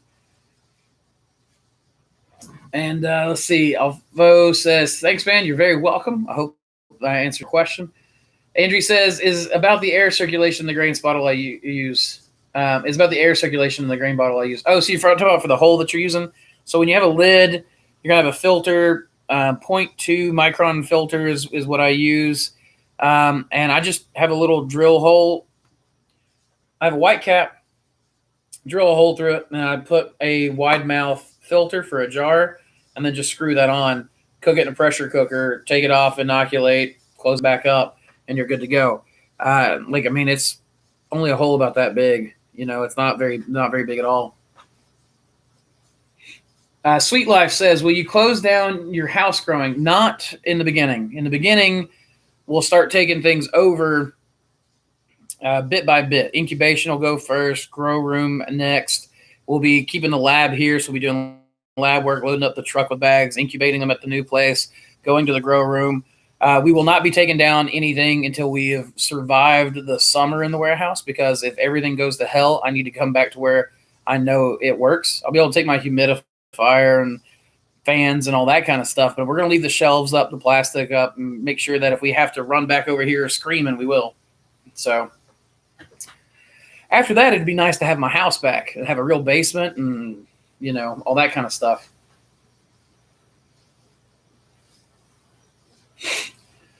What's up, Sean? Welcome to the chat. I'm doing very well, man. I hope you're doing well as well. Let's see. Andy Tuesday says, "Denver is cool." Thank you, Jason. I was wondering. He was starting to be a bit pushy. Let's see. Denver is cool with magic. Yeah, so Denver has decriminalized magic mushrooms for personal possession. They have not legalized it. They have not legalized the manufacture or sale of it or anything like that. So it's not, in my opinion, the reason why I stay out of it is because I'm in the mushroom community. If I ever want it, I always know where it's at. I always know where people have got it. And I've gotten pulled over before. Actually, it was only back whenever I had that tattoo. Cop saw it, completely pulled my vehicle apart looking for stuff. Pulled all my mushrooms out, my oyster mushrooms, and kind of just sat them all, all my boxes on the side of the road, and did all that kind of stuff. So, made me put it all back in myself, and he definitely crushed up a bunch of crops and stuff like that. So, it's one of those things. I stay away from it. I don't want the time. I don't want the hassle. And now, thankfully, people know me. I'm wearing Mossy Creek Mushrooms T-shirts. I've got these kinds of things. They know most of the, cops up in Knoxville know the mushroom people, that are running around. But it wasn't always like that. And when we first moved in here, we definitely had, and we started growing and had mushroom blocks outside. We definitely had cops show up and code enforcement officers and that kind of stuff, wanted to know what's going on, gave them a tour, showed them that we're not producing anything illegal or something that we hide. It's just not worth the time involved. It's not worth the hassle and getting in trouble over that kind of stuff. So, yeah. Hey, Thomas, love right back to you. I would love to go to Norway one day. That's one of my dreams. Go to Norway and maybe Sweden. I don't know. I've heard Norway may be a bit better than Sweden to visit. So I don't know. Maybe I'll have to visit both and make up my mind. Jeremy says, "Anyone wanting to grow magic they should look at the time that goes with it. Not worth the paranoia. And besides that, you can make so much more with legal routes. You're awesome, Andrew. Thank you, Jeremy. I appreciate that. I agree with you. The value, the profit you can make off oyster mushrooms, shiitake, black poplar, comb tooth is so high. Why in the world would you ever risk the illegal side of things? I mean, other than for medicinally speaking or ritualistic purposes, which I, occasionally have done myself. I mean, I'm not going to lie about having done it. I just, I'm not going to get near growing it. So let's see. Daniel C says, where does fresh new air come from in the grow room? Is there an outside source of air being pulled in? So Daniel, we pull air out and then air just naturally flows back in. So it comes through the house, which means that it's pre-cooled, pre-filtered, everything else like that. When we go to the warehouse, we'll probably have airlocks for each grow room that have little window units or a mini split that feeds each one. We'll also have an HRV for recapturing that energy usage and piping it back in. So just pulling air out replaces your air because air will flow in behind it. Hyakutin. I never know how to say your name. Corporate production will dominate just like cannabis. Yeah, I figure that. I figure that'd be the case. David B said, sorry, Andrew, I knew that. You knew what? David B. The only thing I see about you is the hey Adam. Sorry, no worries, man. Don't worry about it. I got a cousin named Adam. I get called Adam all the time. You didn't do any harm to me. Joel says, any harm in letting goats and pigs eating spent alfalfa blocks? And thank you all for the information. I don't know. I've heard ruminants do well on it. I've heard pigs can be trained to eat oyster blocks and that kind of stuff. And I will tell you, like the Pathfinder oyster, you grow grain out of the grain spawn on the Pathfinder oyster, bust that stuff up, and just open that jar and smell it. It is the sweetest smelling thing I have ever smelled my entire life. I am so tempted to grow it on like brown rice flour and make like little cakes out of it and cook them up and try them because I think that they would be delicious. It is so. In fact, I want to brew with it. I'm thinking about using it as a flavoring agent. So like brewing beer, but malting some of my grains by growing the Pathfinder mycelium through it. Would still have to use malt because it wouldn't turn it to sugars. But using it as a flavoring agent for brewing, I think would be really nice. So. Indri, I'm starting to use liquid culture for spawning grain, and it looks fantastic. I have seen that from your video with the syringe. Thank you, by the way. Is this the best way to spawn? I think it's the best way to make spawn. It grows in faster. I can make way more of it. It's helping me get through my grain spawn orders primarily because I don't have to wait for agar to grow in and then grain masters to grow in and then a bag. I can just literally get an order for grain spawn. I'm still behind on some stuff. But you open it up, squirt liquid culture in it, close it up, and now it's ready in a few days to ship out. And so I've got some stuff that I need to get going with it. But my biggest bottleneck right now is pressure cooking grain. So I need to get. I've been looking at like Jason and I were talking about this the other day. Actually, they have these pressure fryers for restaurants, and I was wondering if you might just be able to just. Like these big ones that they use to cook large amounts of like chicken in for KFC, that kind of stuff. And I was thinking, man, I could probably order one of those off Alibaba and have it shipped to the warehouse and have a much larger volume of sterile grain spawn coming out if it would work. I still need to look into it to make sure that they can reach the proper PSI and cook for the proper amount of time. Speaking of pressure cooker, give me 1 second. My pressure cooker is like rattling a lot.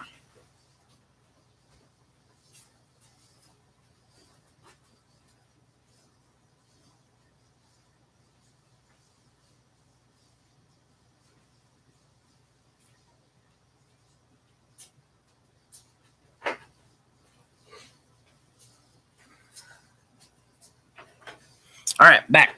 Sorry about that. Okay. Love making my own beer and wine. Would love to try that. Yeah, that's exactly. I love doing that same kind of stuff. I'm not much of a beer brewer. I've done a lot more wine than beer, and a lot more mead than anything else. So I use plastic bottles to spawn. Has I sad? How I do it is very fast. So then why are you sad? No, the house isn't burning down. It's just the pressure cooker. I don't like my weight to actually rock. I like it for it just to barely hiss, and it's been rocking this whole time, and I'm worried about water. So Seth says, if you buy on Alibaba and have a commercial space, just remember to get something UL approved. I had a customer that was denied electrical inspection when they saw the unit and it wasn't UL approved. Okay, thank you. That's very nice to look out for. I'll absolutely keep my eye out for it, Seth. Daniel C says, have you ever tried using animal feed for substrate? I saw a bag that contained alfalfa, soybean hulls, and some other good stuff. I'm thinking of experimenting with it on the side. Yes, I have used. There's a goat feed tech, and I don't remember where I saw it, but there are people who grow with some combination of sawdust and goat feed. I don't know the percentages on it.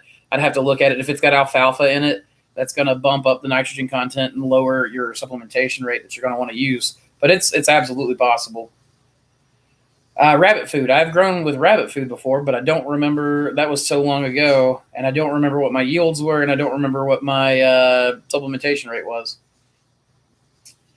Have you considered an autoclave, or do you prefer steam pasteurized, and why? So, yes, I have considered an autoclave. They are outrageously expensive. So I prefer the steam pasteurized for bulk as of right now. We've talked about getting an autoclave when we go into the new space. It would take a good chunk of change, primarily the inspection, setup, and all that kind of stuff. It would be, I think that steam pasteurization is going to be the way that we're going to go with bulk substrate. I think that I will probably get a small autoclave for, like a big autoclave, but like a smaller one than what you would use for bulk substrate for grain spawn production. So that's something that I've definitely looked into, and I would like to. But like TR Davis has got a gigantic autoclave sitting out next to his new place that is not capable of being used because it was modified and not. He didn't modify it; he bought it, and he bought it dirt cheap. I think he got it for like $1,200, so it wasn't like a huge thing. Got it shipped to him and everything, and then found out he wasn't going to be able to use it because it wouldn't pass inspection because it had a modification done to it. That was at his place I was at his place a year and a half ago or so. I don't know if he's got a new one in or anything now, or if he's still using steam pasteurization or what. I like brewing mycelium in dumpstered carboys and wine bottles. I love using carboys. And are you like brewing mycelium as in like you doing liquid culture in those? Because I have absolutely thought about doing it in a carboy. Asian culture is deep into the collection and feeding of microbiology, mycelium, and that stuff. So I think there are avenues that connect mushrooms to Korean natural farming that could be useful. I would love to look into it. I know Asian cultures have a much higher propensity of working with fungus than what most of the West has. So, that's one of those things that I would love to go to Asia and just kind of walk around farms and study them and look at what they're doing and let anyone that would have me over there come check it out. Do I have a useful resource for calculating desired / required nitrogen rate? I do, but I don't have it on me. So I would have to, it's not just nitrogen. You want nitrogen, lignin, cellulose, carbohydrates, fats, and I don't actually worry about proteins because I just look at the nitrogen and kind of assume that if it's got a high nitrogen content, you've got a high protein content. So there are definitely useful things to look at. I don't have it in front of me. It's a scientific journal that I've got bookmarked somewhere. I dropped the grain hot in the bottles and is instant disinfection. You should try it sometimes. It's easy and very fast. 0 infection so far. Are your bottles pressure cooked or something? Like how are you keeping it clean for so long? Benjamin says, dude, you are a hoot. I love this channel. So informative. Happy Friday. Feel better. Thank you, Benjamin. I appreciate that. Yeah, my voice I'm starting to like degrade faster. So I'm probably not going to be on here much longer, guys. I'm starting to feel my throat get sore. Robert says mushrooms I read that part already. This is why I'm looking into that convo oven with steam. Okay, Rich. Yeah.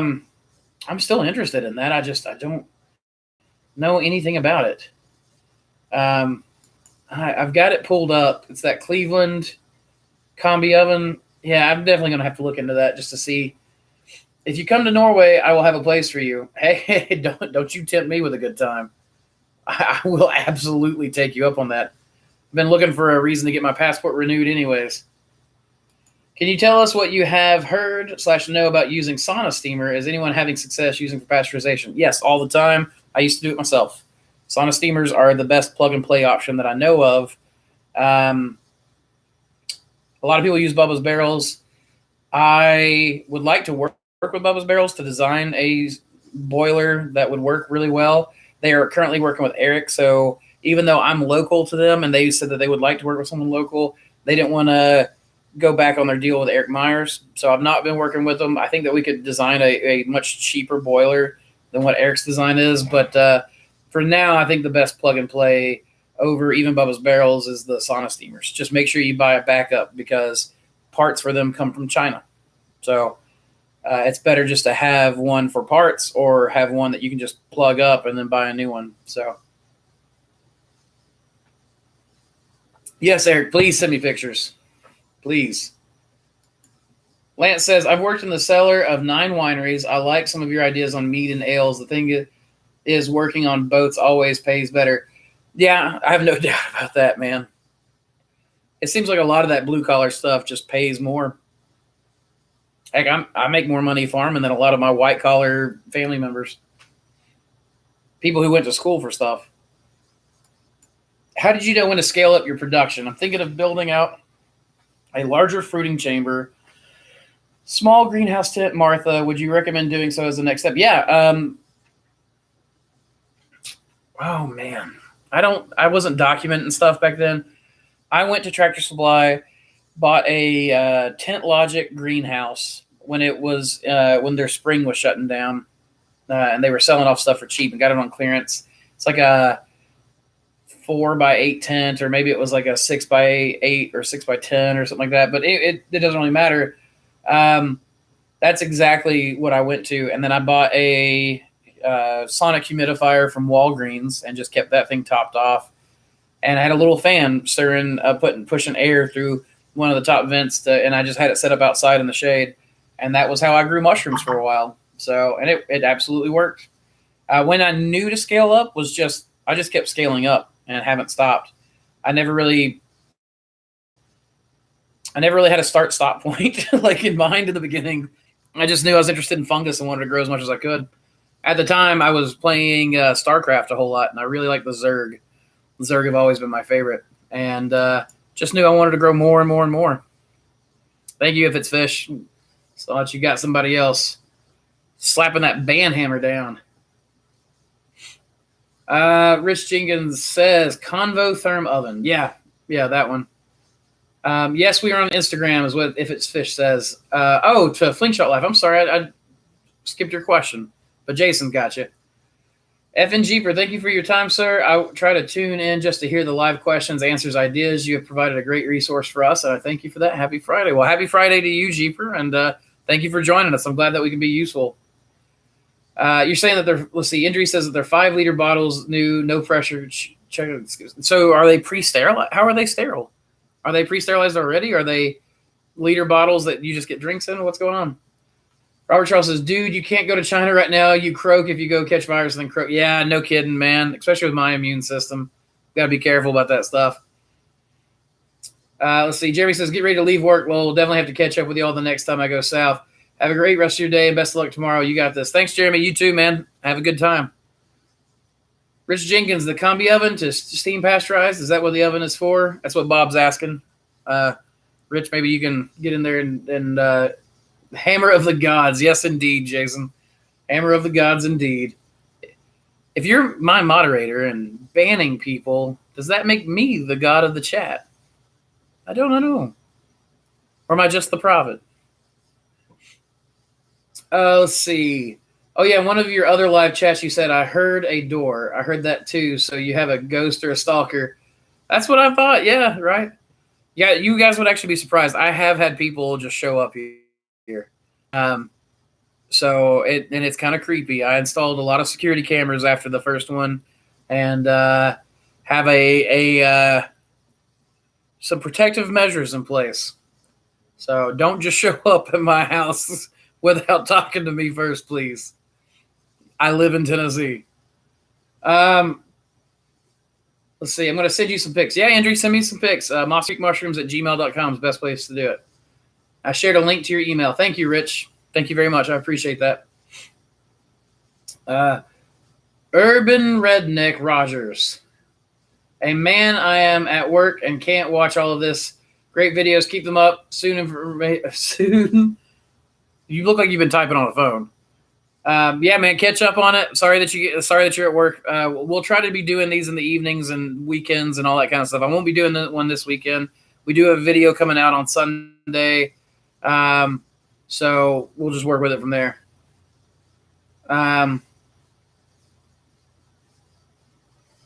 Rich Jenkins, yes, gotcha. Hey, what's going on, heathen? Welcome to the chat. Easy fish, it's just a clicker on a mouse. Nope, on a cell phone.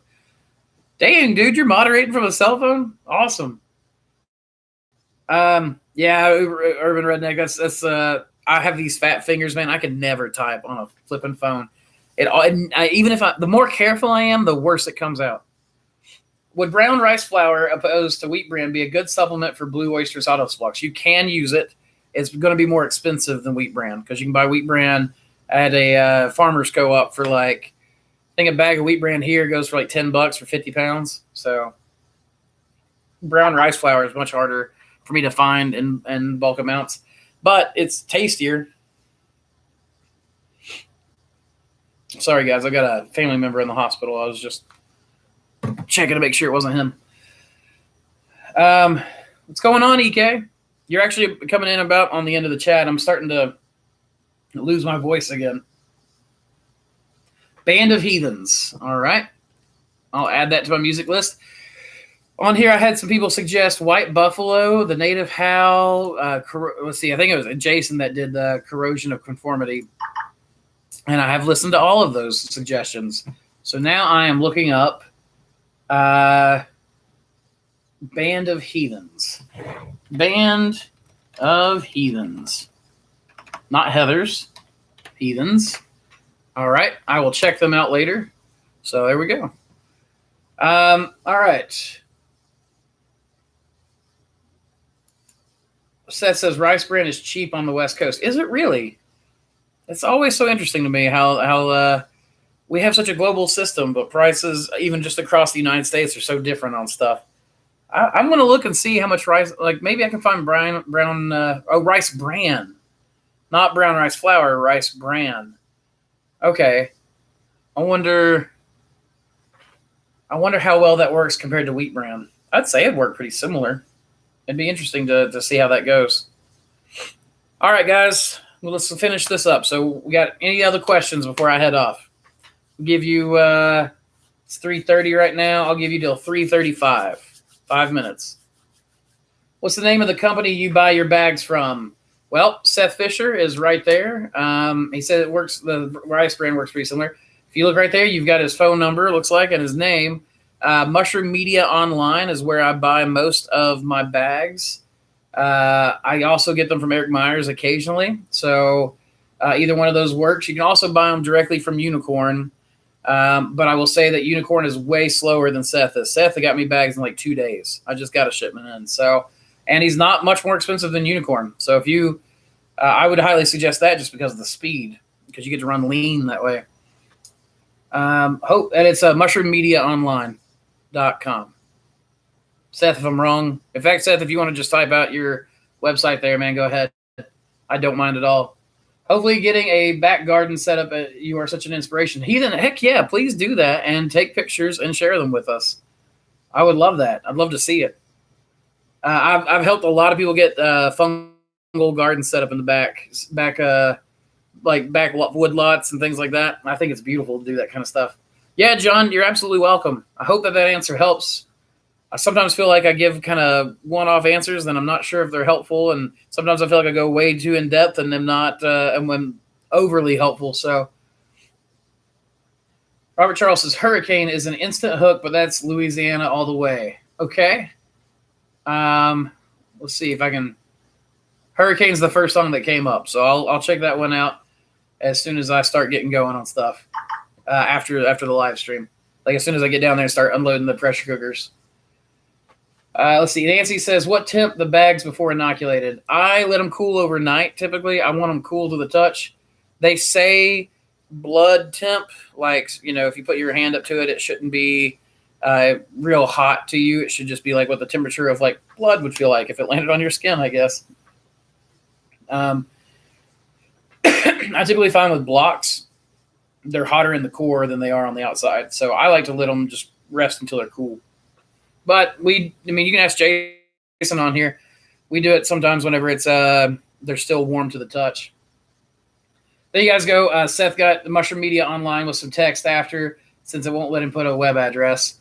Yeah, so it's just mushroom.mediaonline.com. That's where he also sells the Master's Mix pellet. I have yet to try the Master's Mix pellet. His bags are fantastic. They're just unicorn bags. But I have been thinking about trying the pellets out just so I can tell you guys what they're like. But we haven't been there yet. He even says Paul Stamets is a god. I like Paul Stamets a lot. He gets so much hate in the mushroom community now, and it drives me insane.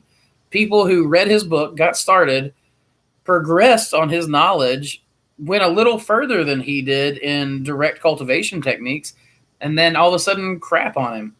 They don't even crap on him. They shit on him. And I think it's stupid. Absolutely stupid. I Am Miser says, got to run. Been a pleasure as always. Don't forget to Google the man who turned blue from silver. I will check that out too. Thank you, Jason. You have a great weekend, man. What do you think about UV light in place of a laminar flow hood? I don't like it. I've actually be very, very careful with that. There was a guy that I saw who ended up getting such a bad sunburn, losing his eyesight for a while because he was working in front of it. So you be careful not to work in UV light. It's not going to be blowing clean air. The UV light won't. So I don't think that I think a laminar flow hood is much better. What do you run? What do your spawn room temp at? My incubation room, where my spawn run's going on, is around 70 degrees. I try to keep my incubation room around 70 and my grow room around 65.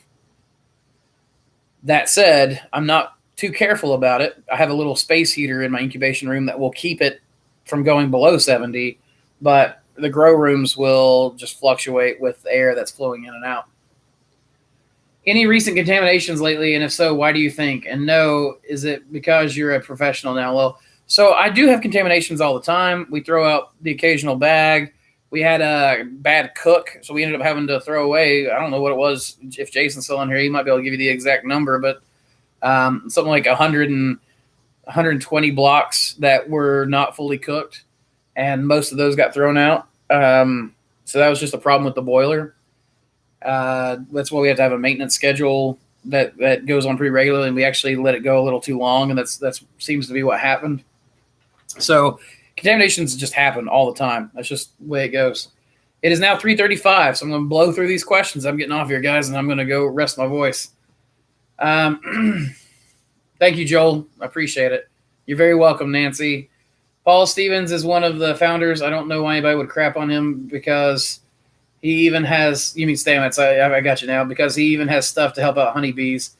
Well, there's a lot of stuff that gets – I agree, man. I just don't understand why people dump on him. Everybody makes mistakes in business. I've made mistakes in business. 120, Jason says, on the contamination question. It's 120 12-pound blocks basically thrown out. And Andrew, please send me those pictures. But as far as Paul Stamets, yeah, I'm a big fan of Paul. I feel like he makes mistakes on some things occasionally. I do too. I have ran and failed things and had all kinds of problems. So a person shouldn't be judged on their mistakes so much as they should be judged on, overall, like, good that they've done in the world. One little bad thing or one mistake shouldn't knock out all the good they've done. And with that, guys, my voice is gone. We are we're going to end it there. You guys have a really good day. Have a good weekend. Enjoy that video that's coming out on Sunday. Please, again, if you need anything, mossycreekmushrooms@gmail.com is my email address. Jason, thank you so much for moderating and keeping those trolls down and using Mjolnir to bash those trolls out. In fact, you've got some people thanking you already, looks like in the chat. Guys, please subscribe to the channel. Again, if you need anything, mosscreekmushrooms@gmail.com. Get with me. I'll get back to you as fast as I can. Appreciate it.